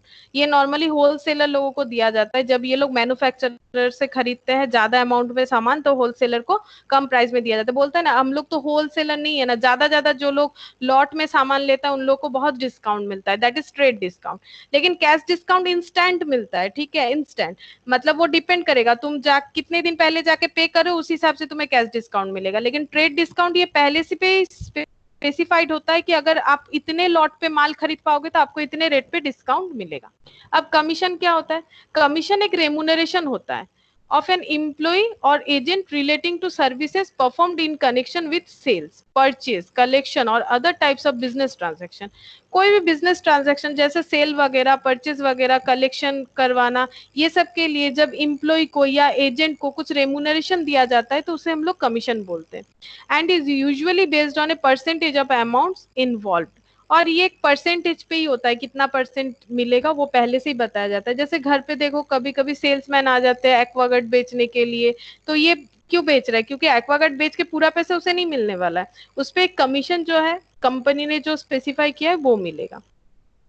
Commission earned is accounted for as an income in the books of accounts. Commission अगर किसी को अर्न हो रहा है तो उसे इनकम के हिसाब से बुक्स ऑफ अकाउंट में शो करना चाहिए। एंड कमीशन अलाउड, अगर बिजनेस में रहते हो हम लोग किसी को कमीशन अलाउ कर रहे हैं तो देखो दो चीज हो सकता है, हम लोग को कमीशन अर्न भी हो सकता है अगर हम लोग किसी के लिए ऐसा काम कर रहे हैं, और कमीशन अलाउ भी कर सकते हैं अगर ऐसा कोई काम हो रहा है तो। और paid is accounted for as expense, normal सा बात है, अगर कमीशन देंगे तो एक्सपेंस और कमीशन लेंगे तो वो हो जाएगा इनकम, कमीशन अर्न होगा तो income. In the books of the party availing such facility और सर्विसेज, तो एक्सपेंस के हिसाब से दिखाना पड़ेगा अगर पे करेंगे, और इनकम के हिसाब से दिखाएंगे अगर हम लोग रिसीव करेंगे। अच्छा, अब यहाँ पर दिया है देखो ट्रांजैक्शन, प्रॉफिट या लॉस तो कैलकुलेट करना ही है। कंसाइनमेंट कर रहे हैं हम लोग, अपना गुड्स बिकवाने का कोशिश कर रहे हैं तो क्या होना चाहिए? प्रॉफिट या लॉस कुछ तो होना चाहिए ये पूरे सीरीज ऑफ ट्रांजैक्शन में। तो एक रूल्स क्या होता है, ये नॉर्मल सा बात है कि हम लोग जब भी कुछ एक्सपेंस और इनकम का बात होता है तो एक्सपेंस को डेबिट साइड में लिखते हैं और इनकम को क्रेडिट साइड में लिखते हैं, क्योंकि हम लोग का रूल्स हमें यही अलाउड करता है, all expenses and losses are debited, all income and gains are credited. तो यहाँ पर भी हम लोग सेम चीज ही फॉलो करेंगे लेजर फॉर्मेट में। ये देखो, put down the cost of goods and other expenses incurred or to be incurred on the debit side। अगर कुछ भी एक्सपेंसेस वगैरह इनकर्ड होने वाला है या फिर इनकर्ड हो चुका है या फिर हम लोगों ने कॉस्ट ऑफ गुड्स के लिए जो भी खर्चा किया है वो, enter the sale proceeds as also to the cost of goods remaining unsold on the right side. यहाँ पर तुम लोग लिखते हो ट्रेडिंग में बाय सेल्स, जो बिक गया है, बाय क्लोजिंग स्टॉक मतलब जो अभी भी बिका नहीं है वो, सेल प्रोसीड्स यानी by sales, also the cost of goods remaining unsold यानी by closing stock, right hand side, ये देखो राइट हैंड साइड और the credit side, the difference between the total of the two sides will reveals profit और loss. वही होता है trading में, इधर सेल लिख देते हो बाय सेल्स, इधर लिखते हो बाय क्लोजिंग स्टॉक, यहाँ लिखते हो टू परचेज, यहाँ लिखते हो टू वेजेस, और यहाँ पर आ जाता है टू जीपी। एक्चुअली ये कॉस्ट प्राइस पे होता है, ये भी कॉस्ट प्राइस पे होता है, ये भी कॉस्ट प्राइस पे होता है, ये होता है कॉस्ट प्लस प्रॉफिट। सेल मतलब क्या होता है, सेल मतलब कॉस्ट प्लस प्रॉफिट, और यही वाला प्रॉफिट जो है वो डिडक्ट होते हुए इधर जीपी के हिसाब से यहाँ पर प्रॉफिट ये पुट हो जाता है, जितना प्रॉफिट इसमें इन्वॉल्व होता है। क्लोजिंग स्टॉक भी कॉस्ट में ही रिकॉर्ड किया जाता है और ये सारा कॉस्ट होता है, तो इससे हम लोग को प्रॉफिट मिल जाता है। तो ये बता रहा है यहाँ पर यही कि इसी तरह से ही एक फॉर्मेट मेंटेन करके हम लोग को कंसाइनमेंट करके प्रॉफिट हुआ है या लॉस हुआ है ये चेक करना है। और क्रेडिट साइड में आएगा तो profit is, there is profit if the credit side is more, credit side में आएगा तो ये प्रॉफिट दिखाएगा, अगर डेबिट साइड में चला जाएगा तो लॉस दिखाएगा। The consignor often dispatch goods to various consignees and he would be interested to ascertain the profit or loss from each consignment separately. एक ही बात बोला है, therefore a separate consignment account has to be prepared for each consignment. Each consignment account is a nominal personal account. अच्छा, consignment में दो चीज जाएगा, एक nominal account, एक personal account. Nominal मतलब expense and loss related, ठीक है। पर्सनल अकाउंट में पर्सनल अकाउंट मतलब ये मान लो कंसाइनी का जो भी डेटा है ये भी आएगा। कैसे पर्सनल अकाउंट मतलब देखो, जैसे कंसाइनी को अगर हम लोग को कुछ पे करना है तो हम लोग उसे क्रेडिटर ट्रीट करेंगे, ये वाला ध्यान में रखोगे तो कंसाइनमेंट में कोई प्रॉब्लम नहीं होगा। कंसाइनी को अगर हम लोग को कुछ पे करना है तो हम लोग उसे क्रेडिटर ट्रीट करेंगे, और कंसाइनर से अगर हम लोग को कुछ मिलना चाहिए तो हम लोग उसे डेटर ट्रीट करेंगे। बस पर्सनल अकाउंट का मतलब यहाँ पर इसी चीज को मेंटेन करने के लिए पर्सनल अकाउंट का बात बोला गया है।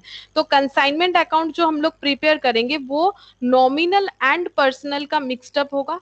नॉमिनल में हम लोग एक्सपेंस एंड लॉसेस को रिकॉर्ड करेंगे। जैसे एक्सपेंस मतलब जब हम लोग कंसाइनमेंट के लिए गुड्स भेज रहे हैं तो वो गुड्स खरीदना पड़ा होगा पहले, फिर उसको उस पे कुछ ट्रांसपोर्टेशन कॉस्ट वगैरह खर्चा करके उसे भेजना पड़ेगा कंसाइनी के पास, तो वो सारा एक्सपेंस हो सकता है। बैड डेप्ट हो गया तो लॉस हो सकता है, कमीशन देना पड़ सकता है, ये जितना भी खर्चा एक्सपेंसेस एंड लॉसेस वो। और पर्सनल अकाउंट मतलब कंसाइनी, जिससे हम लोग अगर कुछ पे करना है तो उसे ट्रीट करेंगे क्रेडिटर, और अगर उससे कुछ मिलना चाहिए तो उसे ट्रीट करेंगे debtor. And constitutes a profit और loss account in respect of the transaction to which it's relates. अच्छा, अब देखो जब गुड्स डिस्पैच होगा तो क्या एंट्री होगा, हम एंट्रीज जो है वो रीड कर देते हैं। अगर हम लोग गुड्स भेज रहे हैं कंसाइनर को, ये जो एंट्रीज है ये in the books of consignor है। अगर हम लोग कंसाइनी को गुड्स भेज रहे हैं, कंसाइनर जो है वो कंसाइनी को गुड्स भेज रहा है तो इसका गुड्स का आउटफ्लो हो रहा है, ठीक है। और क्योंकि एक कॉस्ट इनकर्ड हो रहा है, इसे कहीं ना कहीं से वो परचेस करना पड़ेगा सामान जो ये सेल करवाना चाहता है, तो ये जब परचेस करेगा तो ये खर्चा हो जाएगा। कंसाइनमेंट अकाउंट में हम लोग को क्या करना है, नॉमिनल अकाउंट ट्रीट करना है। जब भी एक्सपेंस होगा डेबिट करेंगे और जब भी इनकम होगा क्रेडिट करेंगे। तो देखो कंसाइनी ने क्या किया, एक्सपेंस किया है, कंसाइनमेंट अकाउंट डेबिट हो जाएगा, क्योंकि जैसे ही हम लोगों ने गुड्स परचेस किया है तभी ना भेज पा रहे हैं कंसाइनी को। तो consignment account debit to goods sent on consignment, क्योंकि गुड्स जो है वो क्या होता है, करेंट एसेट होता है। तो एसेट का क्या होता है, what comes in debit what goes out is credit. तो अगर हम लोग का गुड्स चला जा रहा है तो गुड्स क्या हो जाएगा, क्रेडिट टू गुड्स, और इसके साथ ये लिखना पड़ेगा सेंट ऑन कंसाइनमेंट। ये लैंग्वेज हम लोग को यूज करना है। और ये जो दिया हुआ है स्टार्ट ट्रेडिंग, ये जस्ट नाम दिया हुआ है, जैसे consignment to Delhi, consignment to Mumbai जो भी होगा, तो यहाँ पर एक एग्जाम्पल लिया है। अब इसके बाद क्या होगा, कंसाइनर को भी कुछ एक्सपेंस तो करना पड़ेगा, इतना सारा सामान है उसे ले जाने के लिए कुछ तो खर्चा हो सकता है, जैसे मतलब गाड़ी वगैरह जो भी मतलब ट्रांसपोर्टेशन खर्चा होगा वो। When consignor incur some expenses relating to the consignment, तो क्या होगा, consignment account debit to supplier account to bank या फिर टू कैश। मतलब कंसाइनमेंट गुड्स को कंसाइनी के पास तक भेजने के लिए अगर कोई खर्चा करता है और अगर वो कैश में पेमेंट करता है तो टू कैश हो जाएगा। जो ट्रांसपोर्टेशन के थ्रू से गया, मान लो उसे पे कर दिया, तो वो टू कैश हो सकता है, टू बैंक हो सकता है, या फिर अगर क्रेडिट रख दिया, पे नहीं किया, तो उस सप्लायर का नाम लिखना पड़ेगा, टू सप्लायर। और एक चीज मैंने बताया था कि कंसाइनर को भी तसल्ली होना चाहिए, तो सिक्योरिटी डिपॉजिट के तौर पे कंसाइनी को कुछ एडवांस कर देना चाहिए कंसाइनर को। तो कंसाइनर को अगर एडवांस कर रहा है कंसाइनी, तो क्या एंट्री होगा? अगर बैंक या कैश में एडवांस कर रहा है तो कंसाइनर बोलेगा मेरे पास पैसा आया, bank account debit, cash account debit, to क्या हो जाएगा? कंसाइनी। क्यों? क्योंकि ये पैसा जो है ये कुछ बेच के नहीं आया है, ठीक है? तो क्रेडिट किसे करेंगे? कंसाइनी को, क्योंकि ये बाद में एडजस्ट होने वाला है, ये कोई इनकम वगैरह नहीं है कि टू इनकम को क्रेडिट कर दे, इसीलिए कंसाइनी मतलब क्या हो गया? क्रेडिटर। ये पैसा हम लोगों ने क्या किया है? ले तो लिया है, लेकिन इसे मुझे क्या करना पड़ेगा? एडजस्ट। ये हम रख नहीं सकते, तो ये मुझे बाद में एडजस्ट करना पड़ेगा, तो हम यहाँ पर क्रेडिटर की तरह कंसाइनी को ट्रीट कर लिए। और जब अकाउंट सेल्स मिल जाएगा, अकाउंट सेल्स कौन भेजेगा? कंसाइनी कंसाइनर को भेजेगा कि देखो मैंने इतना इतना खर्चा करवाया गुड्स मेरे पास पहुंचने के बाद, और मैंने इतना सेल करवाया और मेरा इतना कमीशन हो रहा है। तो क्या एंट्री होगा? जब कंसाइनर को सेल का डिटेल्स दिया जाएगा, तो कंसाइनर बोलेगा, नॉर्मली अगर खुद सेल करते हैं तो क्या एंट्री होता है? कैश टू क्या हो जाता है? सेल्स। लेकिन हम लोग खुद से सेल नहीं कर रहे हैं और मेरे पास कैश भी नहीं आ रहा है। मेरा कैश किसके पास है? कंसाइनी के पास। तो मैंने अभी बताया था अगर उससे कुछ मिलेगा कंसाइनी से, तो कंसाइनी को क्या करेंगे? डेबिट। जैसे अगर हम लोग क्रेडिट सेल करते हैं तो क्या लिखते हैं? Debtor to sales. ये है कैश सेल का एंट्री। अगर हम लोग क्रेडिट सेल करते हैं तो क्या लिखते हैं? Debtor to sale. उसी तरह से यहाँ पर डेटर कौन है? कंसाइनी है, इससे हम लोग को जो सेल प्रोसीड्स है उसका पैसा मिल जाएगा। लेकिन सेल नहीं लिख के लिखना पड़ेगा टू कंसाइनमेंट, क्योंकि कंसाइनमेंट अकाउंट में ये सब डेटा पोस्ट होगा। और कंसाइनमेंट अकाउंट जो एक नॉमिनल अकाउंट है और उसमें अगर इनकम होगा तो क्रेडिट और अगर एक्सपेंस होगा तो क्रेडिट। जैसे गुड्स भेज रहे थे तो कंसाइनमेंट डेबिट हो रहा था, वैसे ही जब हम लोग को वो गुड्स से सेल करने के बाद सेल प्रोसीड्स रिसीव होगा तो हम लोग कंसाइनमेंट को क्या करेंगे? क्रेडिट। और एक्सपेंसेस इनकट बाय कंसाइनी, कंसाइनी ने क्या किया है? एक्सपेंस इनकट किया है, तो कंसाइनर के दिमाग में क्या चलेगा कि मुझे उसको वो पैसा देना पड़ेगा, तो वो कंसाइनी को क्या बनाएगा? क्रेडिटर। ये लाइबिलिटी है, मुझे देना पड़ेगा क्योंकि ये मेरा ही खर्चा था लेकिन उसने कर दिया। तो यहाँ पर हम लोग क्या लिखेंगे? कंसाइनमेंट अकाउंट को डेबिट कर देंगे, क्योंकि कंसाइनमेंट अकाउंट में क्या हो गया है? एक्सपेंस। और ये एक्सपेंस अभी तक हमने पे नहीं किया, पे करते तो टू बैंक या टू कैश कर देते, पे कौन किया है? कंसाइनी। तो मुझे किसको देना है? कंसाइनी को देना है, तो consignment account debit to consign.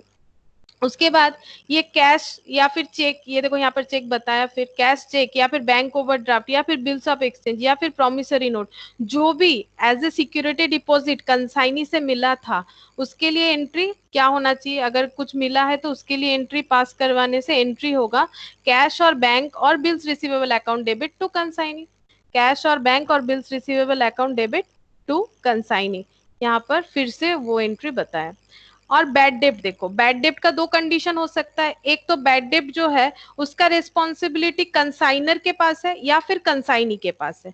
अगर कंसाइनी के पास है तो कंसाइनी को हम लोग क्या पे करेंगे? Del credere. तो देखो when del credere commission is not paid, अगर कमीशन पे नहीं कर रहे हैं, सिर्फ ऑर्डिनरी कमीशन पे कर रहे हैं, तो उसका रिस्पॉन्सिबिलिटी लेना पड़ेगा कंसाइनर को। तो अगर कंसाइनर उसका रिस्पॉन्सिबिलिटी लेगा तो लॉस है, बैड डेब्ट, तो कंसाइनमेंट अकाउंट क्या हो जाएगा? डेबिट टू कंसाइनी होगा।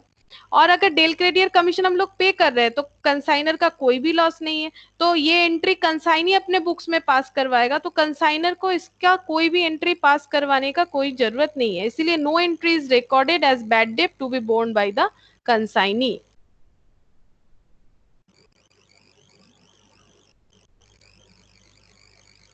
नेक्स्ट देखो क्या है, for goods taken over by the consignee.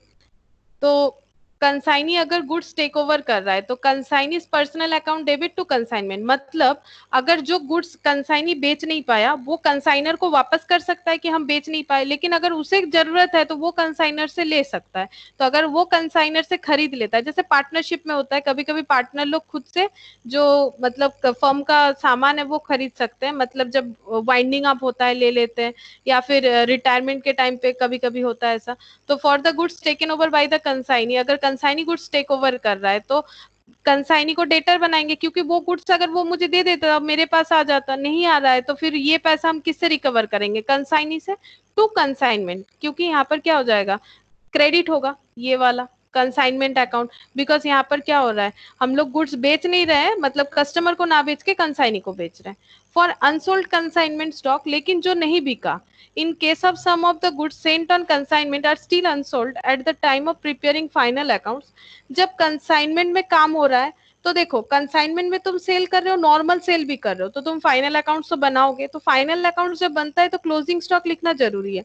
अब जो लोग कंसाइनमेंट के थ्रू से सेल करता है उन लोग का दो तरह का क्लोजिंग स्टॉक हो जाएगा, एक closing stock lying with consignee, वो भी उन लोग का हिसाब रखना पड़ेगा कि जितने सारे मेरे एजेंट है उनके पास मेरा कितना क्लोजिंग स्टॉक है और मेरे खुद की दुकान में मेरा कितना क्लोजिंग स्टॉक है तो मेरा ही बिजनेस, तो मुझे दो तरह का क्लोजिंग स्टॉक मेंटेन करना पड़ेगा। तो यहाँ पर हम लोग कंसाइनमेंट पढ़ रहे हैं, तो कंसाइनमेंट का जो क्लोजिंग स्टॉक है उसे हम लोग किस तरह से कैलकुलेट करेंगे, जैसे ट्रेडिंग में हम लोग बाय क्लोजिंग स्टॉक लिखते हैं उसी तरह से कंसाइनमेंट में लिखेंगे बाय कंसाइनमेंट क्लोजिंग स्टॉक। तो एंट्री क्या होगा, consignment stock account debit to consignment account. और कमीशन जब पेएबल होगा, जब कंसाइनर कमीशन पे करेगा तो उसके लिए खर्चा है, तो कंसाइनमेंट अकाउंट में क्या हो जाएगा, debit, consignment account debit to consignee's personal account. Consignee के पर्सनल अकाउंट मतलब कंसाइनी को हम लोग यहाँ क्रेडिटर बनाएंगे बिकॉज उसे हम लोग को ये पे करना पड़ेगा।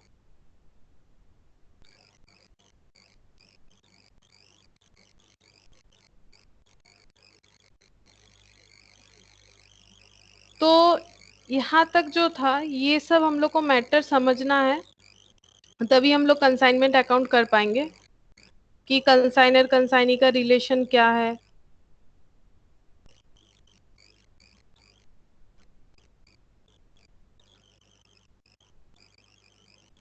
अच्छा, अब हम लोग यहाँ एक क्वेश्चन है इसे सॉल्व करेंगे, लेकिन उसके पहले मुझे एक छोटा सा पॉइंट बताना है, नहीं तो तुम लोग सॉल्व नहीं कर पाओगे।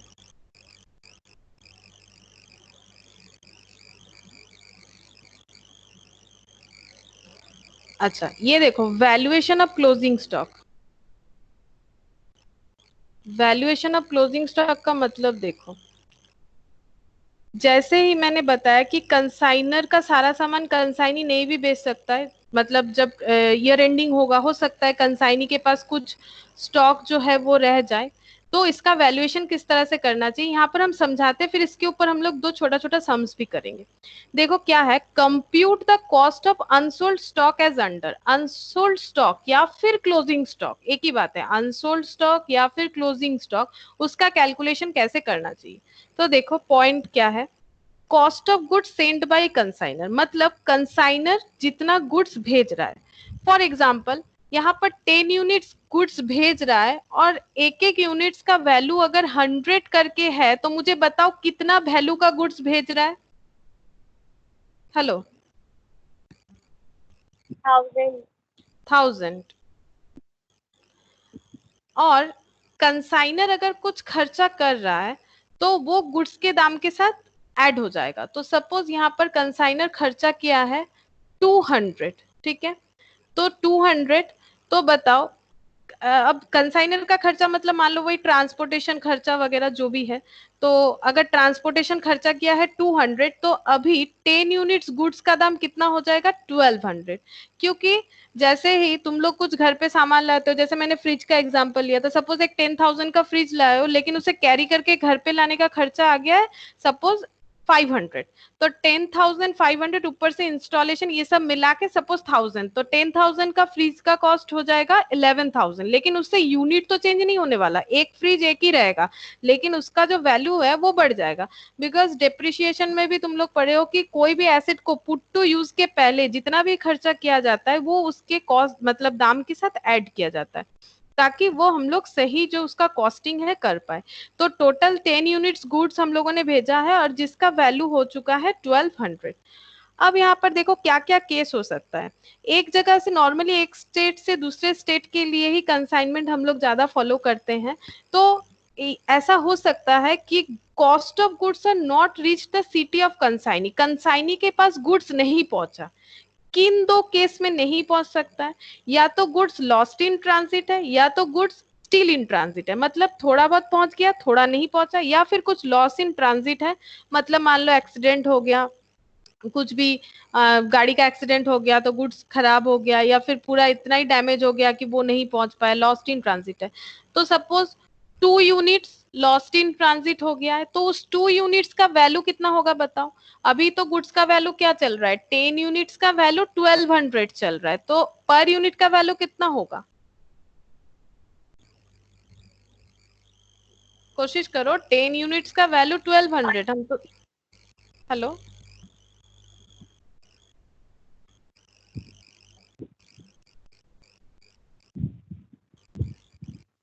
Hello, hello ma'am. बताओ। 120 हाँ 120 120, हाँ पर यूनिट का वैल्यू और 120 है। और तो फिर 2 यूनिट का वैल्यू 240 कितना हो जाएगा, 240। 240। 240। और अगर लॉस्ट इन ट्रांजिट, सपोज हम मान रहे 1 यूनिट लॉस्ट इन ट्रांजिट है, तो 1 यूनिट का वैल्यू कितना हो जाएगा, 120। अरे जस्ट डिवाइड कर दो ना, 1200 डिवाइडेड बाई 10, तो ये 240 और ये 120। तो अब ये कंसाइनी के पास कितना सारा गुड्स पहुंच गया, 10 पहुंचना था, 2 नहीं पहुंचा, 1 नहीं पहुंचा, तो 3 माइनस करो 10 से तो कितना हो जाएगा, 7 यूनिट पहुंचा। और कितना उसका कॉस्टिंग होगा, 1200 माइनस 240 माइनस 120, बता दो कितना होता है, 840। वैसे भी 120 से इंटू करोगे तो 840 आएगा ना पर यूनिट के बेसिस पे। अब यहाँ पर बताया है कि add non recurring expenses incurred by consignee.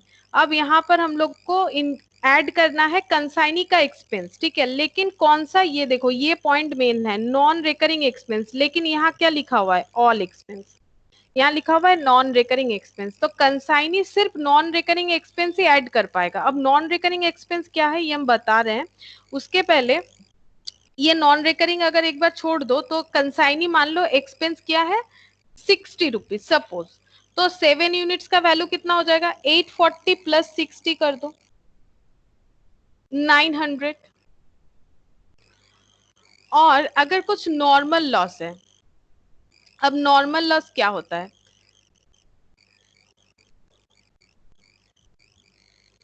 अच्छा यहाँ पर आया 7 और 900, इसे लिख लेते हैं 7 और 900,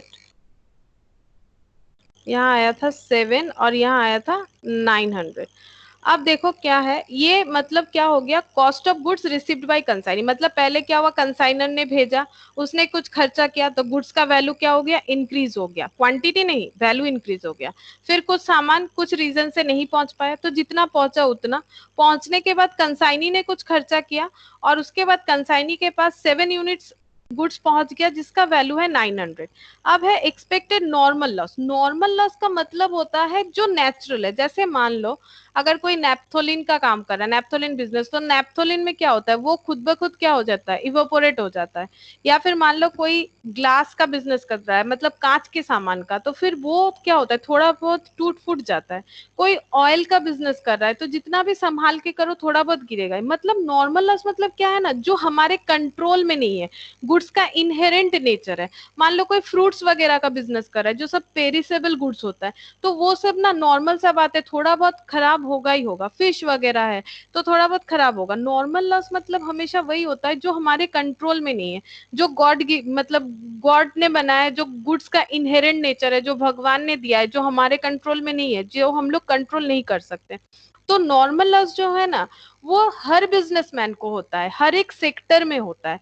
तो ये नॉर्मल लॉस कस्टमर से रिकवर होता है। अब कस्टमर से रिकवर का मतलब, अब मान लो फ्रूट्स का जो वैल्यू है, सपोज मैंगो चल रहा है 100 रुपीज किलो, ठीक है।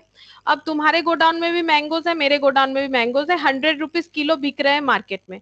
लेकिन तुम्हारे गोडाउन में आग लग गया और तुमने वो मैंगोज 200 रुपीज से बेचना चाहा, बिकॉज तुम्हारा लॉस तुम्हें रिकवर करना है। तो क्या कोई तुमसे खरीदेगा, क्या कोई खरीदेगा,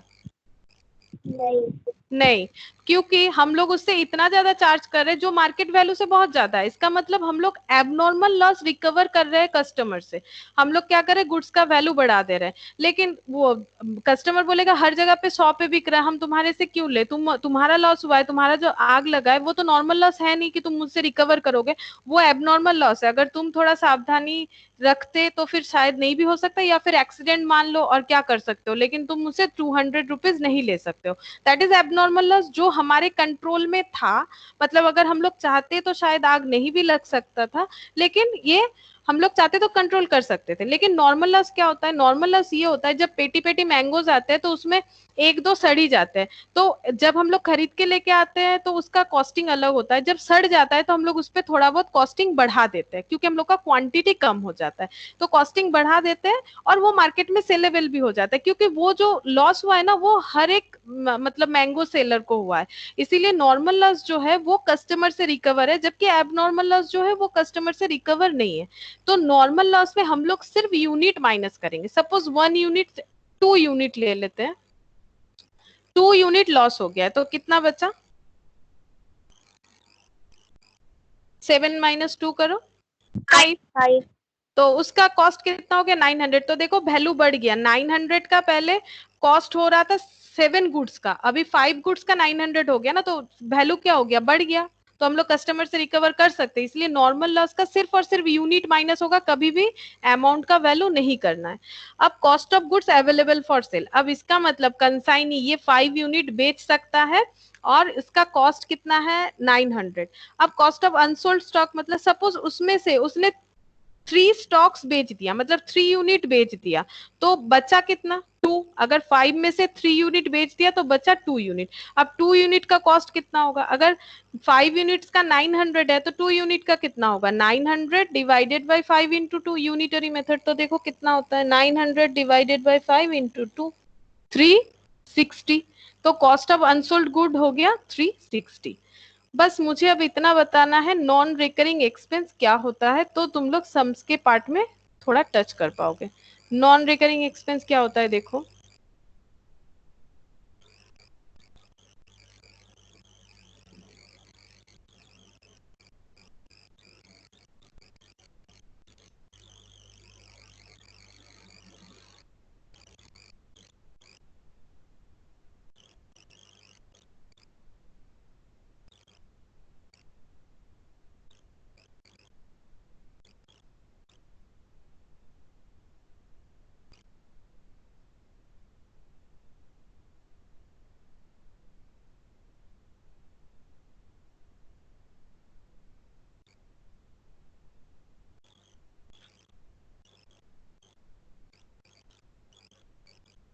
अच्छा ठीक है, वो पीडीएफ शायद मैंने ये कर दी, कोई बात नहीं, हम ऐसे ही बता देते तुम लोग को। देखो नॉन रिकरिंग एक्सपेंस क्या होता है। नॉन रिकरिंग मतलब ये तो समझ में आता है। नॉन रिकरिंग मतलब जो बार बार रीऑकर नहीं होगा, जो बार बार रीऑकर नहीं होगा। रिकरिंग मतलब जो रीऑकर होता है बार बार। नॉन रिकरिंग मतलब जो बार बार रीऑकर नहीं होगा।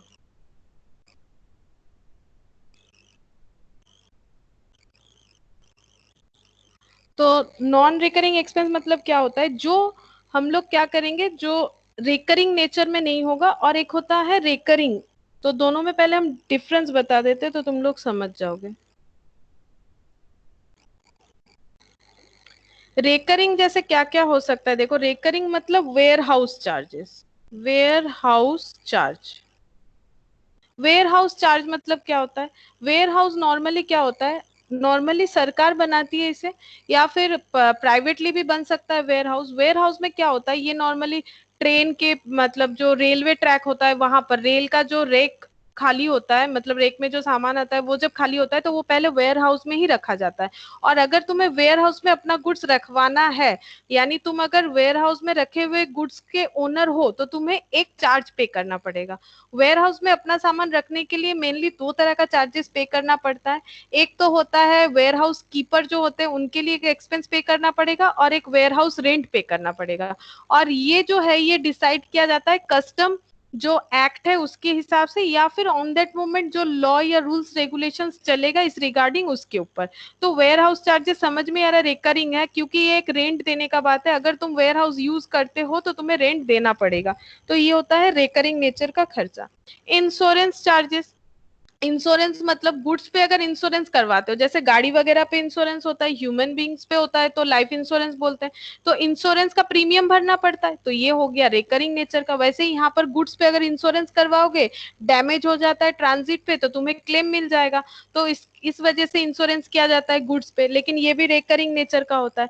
या फिर मान लो ऑफिस एंड एडमिनिस्ट्रेशन का एक्सपेंस, ऑफिस एंड एडमिनिस्ट्रेशन का एक्सपेंस, ये भी क्या हो जाएगा रेकरिंग नेचर, जैसे प्रिंटिंग, पोस्टेज, इलेक्ट्रिसिटी, ये सब। या फिर सेलिंग एंड डिस्ट्रीब्यूशन एक्सपेंस, जैसे एडवर्टाइजमेंट हो गया, या फिर मान लो कुछ डिस्ट्रीब्यूशन वैन के थ्रू से हम लोग अपना सेल को प्रमोट करवा रहे हैं, तो ये सारा जो भी खर्चा, या फिर शोरूम में शोरूम बना के उसका जो एडवर्टाइज करना होता है कोई भी प्रोडक्ट का, तो ये सब क्या होता है रेकरिंग नेचर का होता है। या फिर मान लो गोडाउन रेंट, नॉर्मल अगर गोडाउन रेंट, अगर वेयर हाउस में तुम्हारा माल खाली नहीं होता है, उतना तुम्हारा बिजनेस नहीं है, तुम सिर्फ गोडाउन के में ही डायरेक्ट स्टॉक कर लेते हो, तो गोडाउन रेंट, ये सब कंसाइनी का जो भी खर्चा है ये रेकरिंग होगा। रेकरिंग मतलब जो बार बार देना पड़ेगा, ये भी रेंट है। गोडाउन रेंट तो समझ में आ रहा है, रेंट रेकरिंग होता है। सेलिंग डिस्ट्रीब्यूशन ये भी रेकरिंग होता है, तुम्हें रेकरिंग एडवर्टाइजमेंट का खर्चा वगैरह करते जाना है तभी तुम बिजनेस कर पाओगे। Office administration recurring, insurance charges होगा रेकरिंग। नॉन रेकरिंग में क्या क्या होगा, क्लियरिंग चार्जेस, ये भी बताते हैं क्या होता है। परचेज गुड्स को खाली करवाने के लिए जो भी खर्चा लगता है उसे हम लोग बोलते हैं क्लियरिंग चार्जेस। इसके अलावा कस्टम ड्यूटी, कस्टम ड्यूटी जो होता है वो इम्पोर्ट एक्सपोर्ट पे देना पड़ता है। Custom duty one type of tax होता है, अगर तुम सामान इंपोर्ट एक्सपोर्ट करते हो तो तुम्हें कस्टम ड्यूटी देना पड़ेगा, लेकिन ये भी नॉन रिकरिंग है, अगर सामान इंपोर्ट एक्सपोर्ट करोगे तभी देना पड़ेगा, अदरवाइज नहीं देना पड़ेगा। ऑक्ट्रॉय, ऑक्ट्रॉय होता है, ऑक्ट्रॉय ये भी वन टाइप ऑफ टैक्स है, लेकिन ये स्टेट टू स्टेट होता है, मतलब अगर वेस्ट बंगाल से गुड्स जा रहा है राजस्थान, तो जैसे ही स्टेट से one state to another state जाएगा तो जो चार्जेस पे करना पड़ता है वो होता है ऑक्ट्रॉय। जो रिसीविंग स्टेट होगा वहां के सीएम को ये वाला टैक्स पे करना पड़ता है। या फिर मान लो कैरेज इनवर्ट, कैरेज इनवर्ट और ट्रांसपोर्ट चार्जेस, जो बार बार हम बोल रहे हैं transport charges, up to godown, up to godown, godown में ले जाने तक का कोई भी स्पेसिफिक एक गुड्स का कैरेज या फिर ट्रांसपोर्ट चार्जेस, ये भी क्या हो जाएगा नॉन रिकरिंग का हो जाएगा। तो ये रिकरिंग और नॉन रिकरिंग हम लोग किस तरह से याद रखेंगे, ये तो मैंने कुछ एग्जांपल्स दिया है, तो एग्जांपल्स तुम लोग को रटना नहीं है, तुम लोग क्या याद रखोगे कि अगर हम लोग उसे एक टाइम पीरियड वाइज मतलब बार बार पे नहीं कर रहे हैं तो वो नॉन रिकरिंग होगा। और एक चीज याद रखना है, up to godown, up to godown तक का अगर खर्चा दिख रहा है तुम्हें तो तुम उसे नॉन रिकरिंग ट्रीट करोगे, और आफ्टर गो डाउन अगर लग रहा है खर्चा जो है वो पढ़ के अगर तुम्हें एक्सपेंस का नेचर लग रहा है आफ्टर गो डाउन तो उसे रिकरिंग सोचोगे, और अगर अप टू गो डाउन है तो उसे नॉन रिकरिंग सोचोगे। ये मैंने कुछ एग्जाम्पल दिया है और ये सिर्फ हम लोग को ध्यान में रखना है इन केस ऑफ कंसाइनी, और वो भी जब हम लोग क्लोजिंग स्टॉक का वैल्यूएशन करेंगे तब। अब यहाँ पर जो मैंने नॉन रेकरिंग एक्सपेंस लिया था वहां पर तुम लोग को नॉन रेकरिंग उस तरह से चूज करना पड़ेगा। तो अगर हम लोग यहाँ पर नॉन रेकरिंग एक्सपेंस जो भी लिया था उससे 900 आया था हम लोग का, इस तरह से हम लोग क्लोजिंग स्टॉक का वैल्यूएशन करेंगे।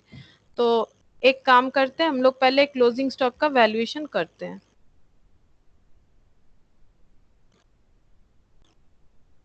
अच्छा यहीं पर था, अच्छा मुझे मिल गया जो था, ये हम शेयर कर देंगे तुम लोग के साथ रेकरिंग और नॉन रेकरिंग वाला। ये देखो, non recurring expenses of consignee refer to those expense which are incurred in order to bring the inventories to their present location and condition, whereas recurring expense refer to those expenses which cannot be considered as relating to putting in inventory in their present location and condition। recurring मतलब ऐसा नहीं है कि उसे saleable condition में या फिर location में लाने के लिए किया जाएगा, वो ऐसे भी किया जाएगा, क्योंकि गोडाउन रेंट वगैरह जो है वो गोडाउन रेंट तो भरना पड़ेगा ही तुम्हें, चाहे तुम्हारा गुड्स आए या ना आए।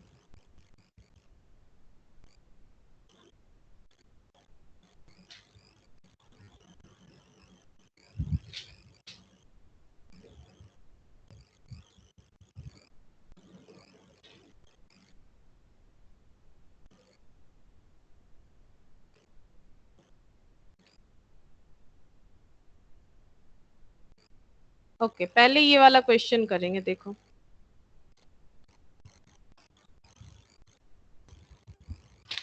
देखो क्या बोला है क्वेश्चन में, मिस्टर एक्स, ठीक है, मिस्टर एक्स है वहां पर, ये हटा देते हैं।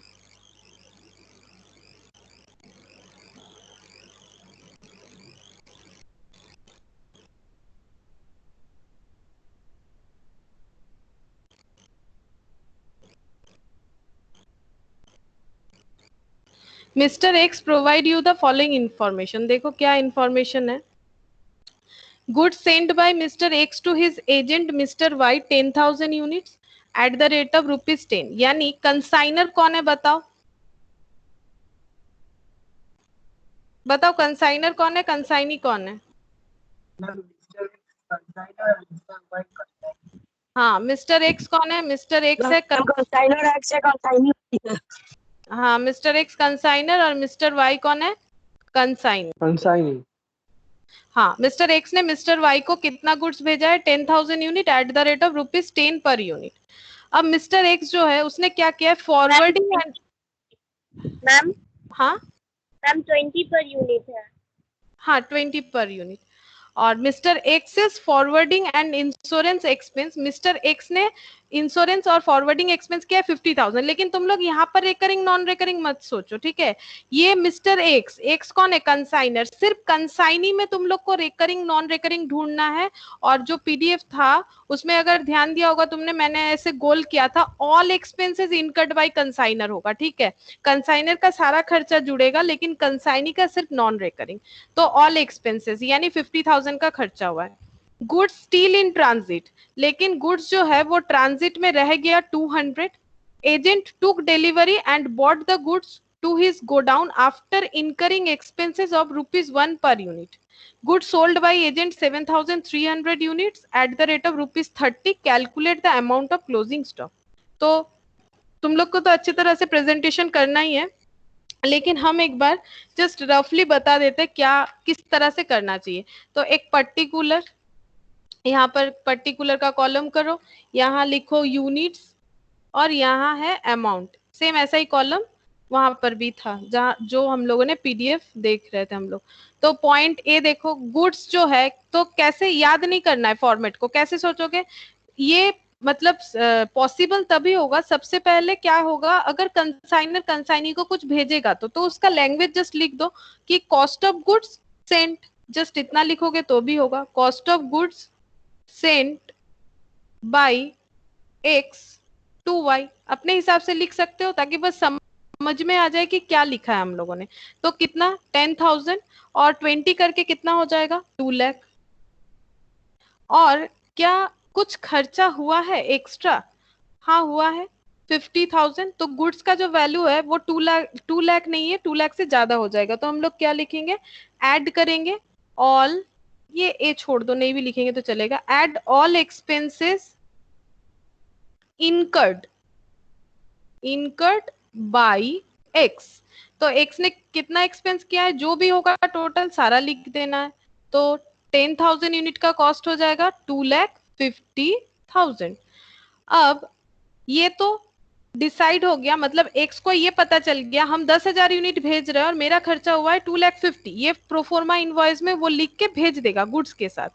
अब ये गुड्स जा रहा है, अब गुड्स जाने का स्टार्टिंग पोजीशन पे है, लेकिन अब गुड्स क्या होगा, कुछ दिन बाद वाई के पास पहुंच जाना चाहिए, लेकिन बता रहा है कि गुड्स स्टील इन ट्रांजिट कितना हो गया है 200। अच्छा, ये जो आ गया इसे भी हम लोग लिख देंगे total cost of goods Saint, ये है total cost of goods Saint. लेकिन 200 यूनिट जो है वो अभी भी ट्रांजिट में है, मतलब बाकी पहुंच गया, तो उसे माइनस कर देंगे, बिकॉज जो पहुंचा ही नहीं उसे तो सेल ही नहीं कर पाएंगे। मुझे तो ढूंढना है क्लोजिंग स्टॉक, अगर क्लोजिंग स्टॉक ढूंढना है कि कंसाइनी के पास कितना है, तो मुझे पहले ये पता होना चाहिए मैंने कितना गुड्स भेजा, और मैंने जितना भेजा क्या पूरा उसे पहुंच गया, अगर पूरा नहीं पहुंचा तो कितना पहुंचा, और जितना पहुंच गया उसमें से उसने कितना सेल किया। नॉर्मल है, खुद को एक बार तुम कंसाइनर सोचो तो भी समझ में आ जाएगा। तो माइनस करेंगे गुड्स स्टील इन ट्रांजिट, तो ये हम लोग सोचेंगे अरे ये तो पहुंचा ही नहीं उसके पास, तो ये वो बेच ही नहीं सकता है, तो ये माइनस हो जाएगा। तो 200, अब इसका वैल्यू बताओ मुझे, 10,000 का वैल्यू अगर 2,50,000 है तो 200 का वैल्यू कितना होगा, यूनिटरी मेथड फॉलो करो। 10,000 का वैल्यू अगर 2,50,000 है तो पर यूनिट का कितना हो जाएगा? 25 करके ना, 25 इंटू 200 कितना होगा देखो? 5,000। 200 का 5,000। 5,000 होगा तो कितना सारा गुड्स पहुंच सकता है उसके पास? 9,800 और उसका वैल्यू माइनस कर लो 2,45,000। तो ये हम लोग लिखेंगे कि cost of goods reached by the city of consign, या फिर लिख सकते हो cost of goods reached to mister Y. यहाँ थोड़ा स्पेस कम हो गया। Cost of goods reached to mister Y हम यहाँ लिखते हैं। इसके बाद cost of goods reached to mister Y, तो 9,800 यूनिट रीच हुआ है जिसका वैल्यू है 2,45,000। अब ये पहुंच तो गया है। अब पहुंचने के बाद क्या कुछ एक्सपेंस करना पड़ेगा कंसाइनी को? हो सकता है कुछ एक्सपेंस करना पड़े कंसाइनी को, तो देखते हैं क्या एक्सपेंस करना पड़ेगा।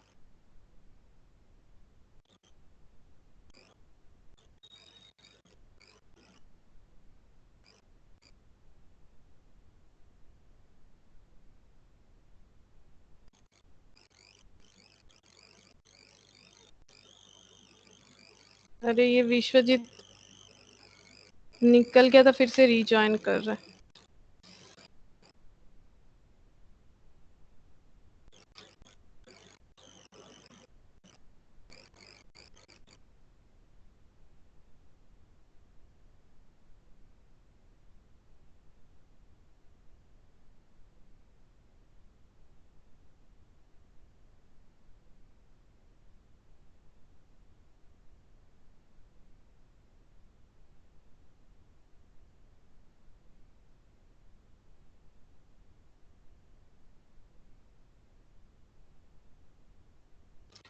हाँ तो देखो 9,800 2,45,000। अब हम लोग को क्या ऐड करना चाहिए? इतना गुड्स पहुंच गया है किसके पास? मिस्टर वाई के पास। अब मिस्टर वाई ने क्या खर्चा किया है? अब यहाँ पर बोला है कि agent took delivery and brought the goods to his godown after incurring expenses of ₹1 per unit. अब यहाँ पर ना तो ऐसा कुछ बताया जिससे हम लोग को पता चले ये रेकरिंग है या नॉन रेकरिंग है, तो कुछ नहीं पता चलेगा तो हम लोग नॉन रेकरिंग मानेंगे। तो एक एक यूनिट पे उसको ₹1 खर्चा करना पड़ेगा, तो उसके पास कितना यूनिट पहुंचा है उतना ही उसे पैसा खर्चा करना पड़ेगा। तो उसके पास 9,800 यूनिट पहुंच चुका है, तो कंसाइनी जो है उसका ऐड करेंगे कंसाइनी, या फिर मिस्टर वाई लिख सकते हैं, mister wise non recurring expense. कुछ स्पेसिफाई नहीं है तो हम लोग एज्यूम करेंगे नॉन रेकरिंग। तो कितना कितना यूनिट पहुंचा है? 9,800 और एक यूनिट पे कितना खर्चा कर रहा है? 1। तो 9,800 इंटू 1 कितना खर्चा हो जाएगा? 9,800 का। तो टोटल कितना गुड्स हो गया? 9,800 और टोटल करो कॉस्ट कितना होगा?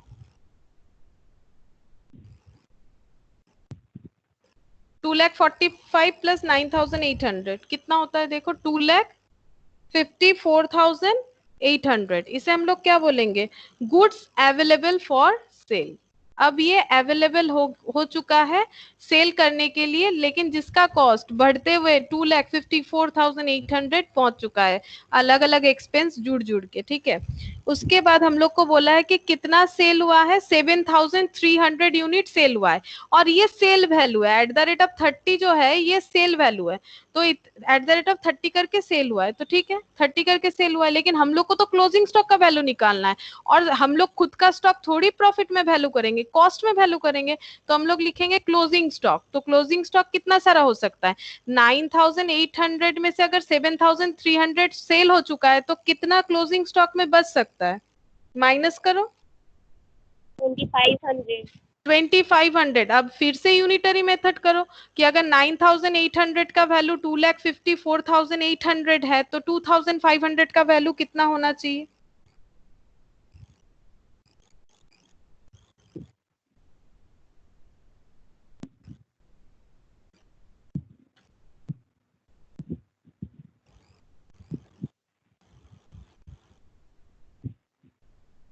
मैम 65,000।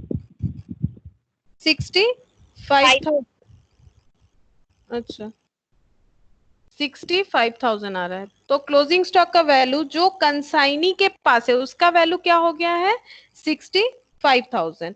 और एक क्लोजिंग स्टॉक होगा क्योंकि ये जो गुड्स जो इन ट्रांजिट था ना उसका वैल्यू जो था उसका भी हम लोग चाहे तो बाद में वैल्यू कर सकते हैं। ठीक है, कोई बात नहीं, ये अभी तक पहुंचा नहीं है तो इसे भी हम लोग क्लोजिंग स्टॉक मानेंगे जब ट्रेडिंग बनाएंगे।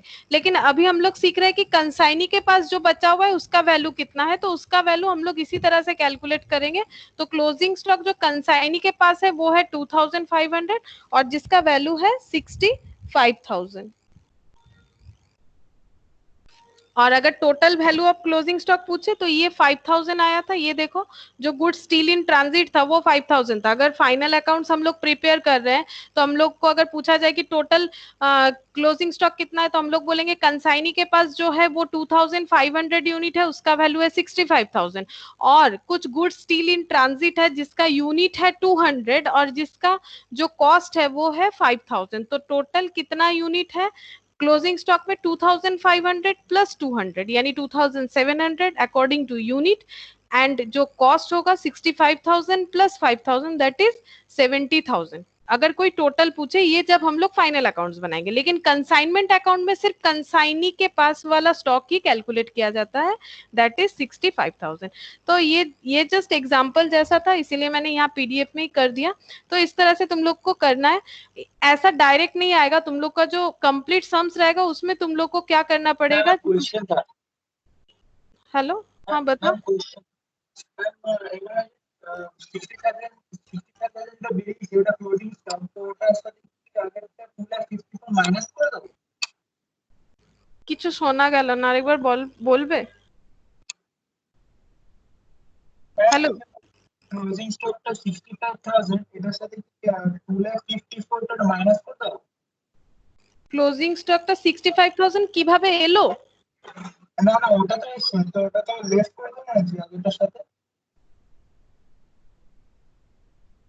অ্যাকচুয়ালি না কিছু শুনতে পাচ্ছি না, বড্ড নেটওয়ার্ক প্রবলেম হচ্ছে। আচ্ছা দাঁড়াও, ক্লাসটা হয়ে যাক আমি তারপরে নিচ্ছি তোমার কোয়ারিজটা, ঠিক আছে? হ্যালো, ঠিক আছে ঠিক আছে, আমি না এখানে ক্লিয়ারলি শুনতে পাচ্ছি না কথাটা। আমি ক্লাসটা হয়ে যাক, আমি ফোন করে নিচ্ছি বা তোমাকে যদি মানে রেকর্ডিং স্টপ করার পর যদি ক্লিয়ারলি শোনা যায় আমি বলছি তোমাকে।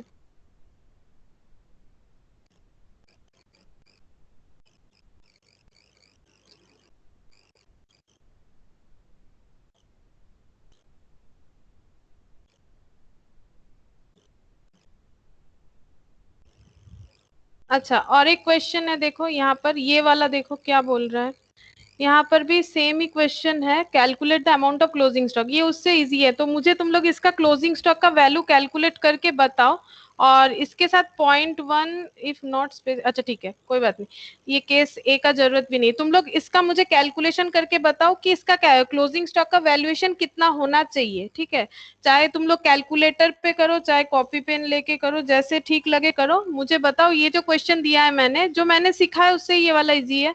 तुम लोग बताओ कि क्लोजिंग स्टॉक का वैल्यू कितना होगा। अगर नहीं होगा हम 3 मिनट देते हैं, अगर नहीं होगा तो फिर हम बताएंगे कैसे होगा।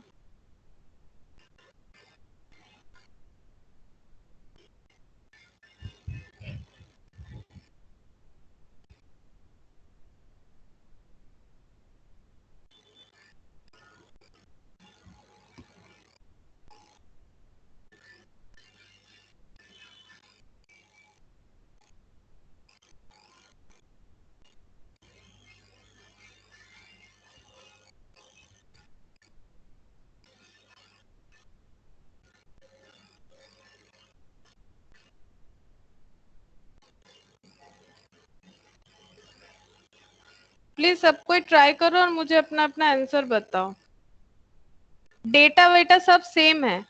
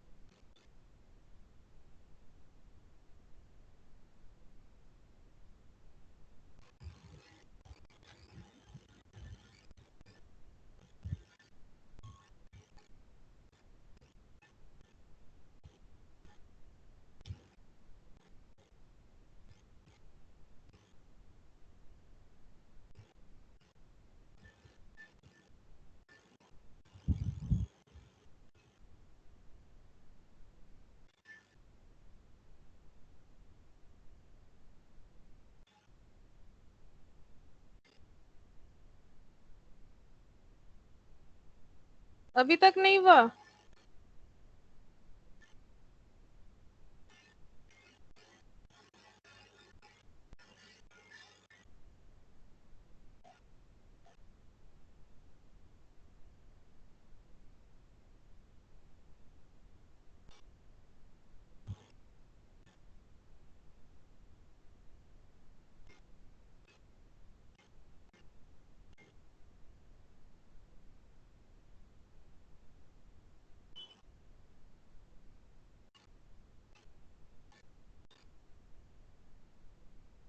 from 36,000. 36 नहीं तो 36,000 तो नहीं हो रहा, 70,200 होगा।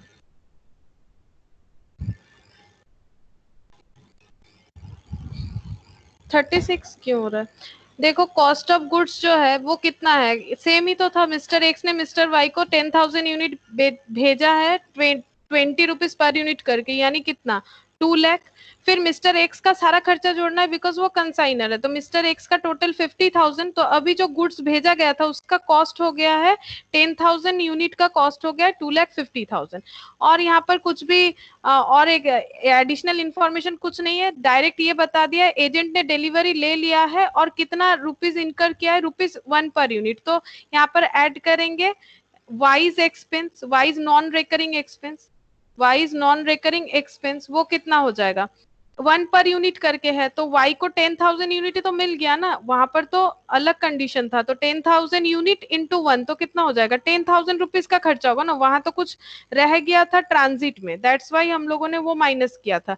तो यहाँ तो कुछ भी ट्रांजिट में नहीं रहा और y के पास होल 10,000 यूनिट्स का गुड्स पहुंच गया और एक एक यूनिट पे 1 रुपीज करके खर्चा करना है, तो कितना हो जाएगा 2,60,000 वैल्यू हो गया। जो गुड्स अवेलेबल फॉर सेल है, गुड्स अवेलेबल फॉर सेल जो है वो 10,000 यूनिट्स का 10,000 unit he available for sale है और कॉस्ट जो हो चुका है 2,60,000 और सेल कितना हुआ है 7,300। तो रिमेनिंग कितना हो जाएगा 10,000 से 7,300 माइनस करो, तो कॉस्ट ऑफ क्लोजिंग स्टॉक कितना होगा, यहाँ स्पेस नहीं हो रहा है तो माइनस करेंगे तो कितना हो जाएगा 2,700 बचेगा। 10,000 में से 7,300 चला जाएगा तो 2,700, और अगर 10,000 का वैल्यू 2,60,000 है तो 2,700 का वैल्यू कितना होगा बताओ।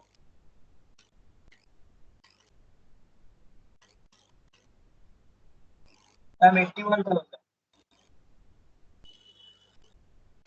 मैम 81,000। 81 नहीं 70,200 हो रहा है, गलत हुआ है कैलकुलेशन।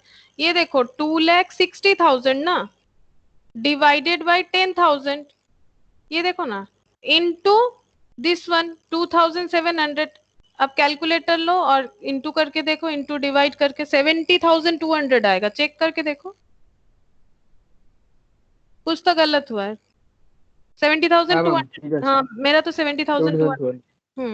तो ये क्या हो गया, ये क्लोजिंग स्टॉक, ये एकदम सिंपल था। वहां पर तो फिर भी एक एडिशनल एडजस्टमेंट था, यहाँ पर क्या था 10,000 यूनिट। তখন ভুল করেছিলাম আমি, আচ্ছা তখন আমি 10,000 টা 250 এর সঙ্গে লেস করে দিয়েছিলাম।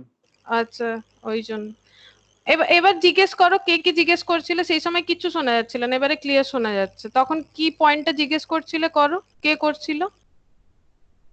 না না বুঝতে পেরেছি এবার। বুঝতে পেরে গেছো?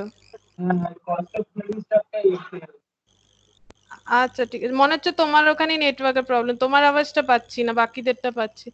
अच्छा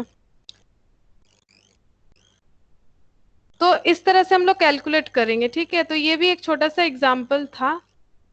तो आज हम लोग वैल्यू এজেন্ট কমিশনটা কি করব? एजेंट कमीशनটা এখানে কোনো কাজ নেই, এটা জাস্ট দেয়া আছে। ये इसीलिए दिया हुआ है, एजेंट का कमीशन अभी कुछ काम में नहीं आएगा क्लोजिंग स्टॉक कैलकुलेट करने के लिए। लेकिन यहाँ पर क्वेश्चन 3 पॉइंट में क्वेश्चन डिवाइड है, ठीक है। एक है कि इसी क्वेश्चन को करना है। If no other information is given, जो हम लोगों ने कर लिया।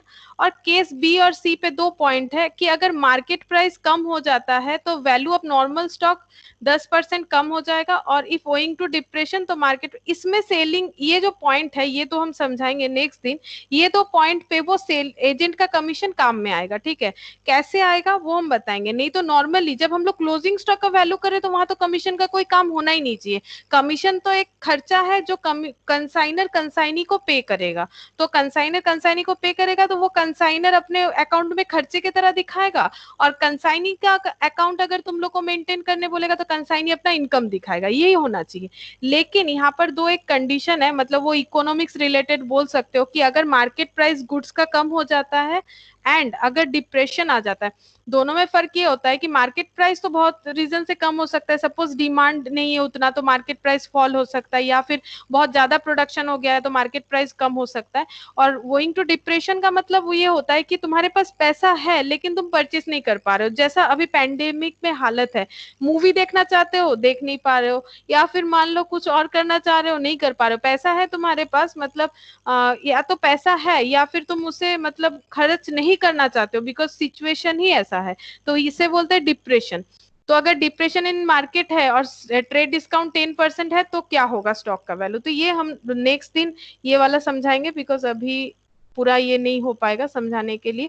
तो ये जब समझाएंगे तो वो कमीशन वाला पॉइंट हम लोग कहाँ यूज करेंगे, किस तरह से वो बताएंगे, बिकॉज ये 2 पॉइंट पे कमीशन आएगा। अदरवाइज क्लोजिंग स्टॉक के वैल्यूएशन पे कभी कमीशन का कोई काम नहीं होगा, लेकिन ये 2 पॉइंट पे होगा। अगर ये 2 पॉइंट रहेगा तो कमीशन हम लोग को यूज करना पड़ेगा।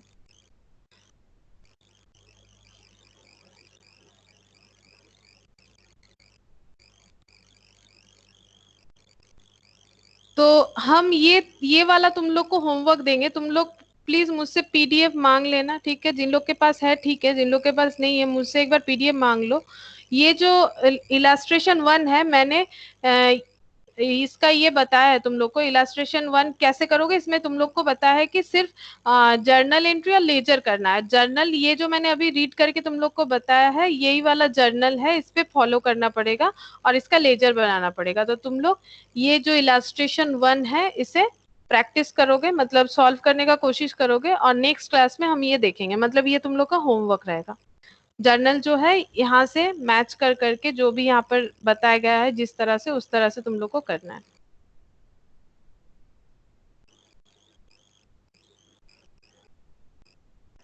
ম্যাম আমার কাছে পিডিএফ নেই। আচ্ছা আমি পাঠিয়ে দেবো, আচ্ছা আমাকে একবার মনে করাবে স্যারের এটাতে আমি পাঠিয়ে দেবো। ঠিক আছে। ঠিক আছে, ठीक है। क्लास आज यहीं तक होगा, क्लास खत्म। अब कुछ पूछना है तो पूछो।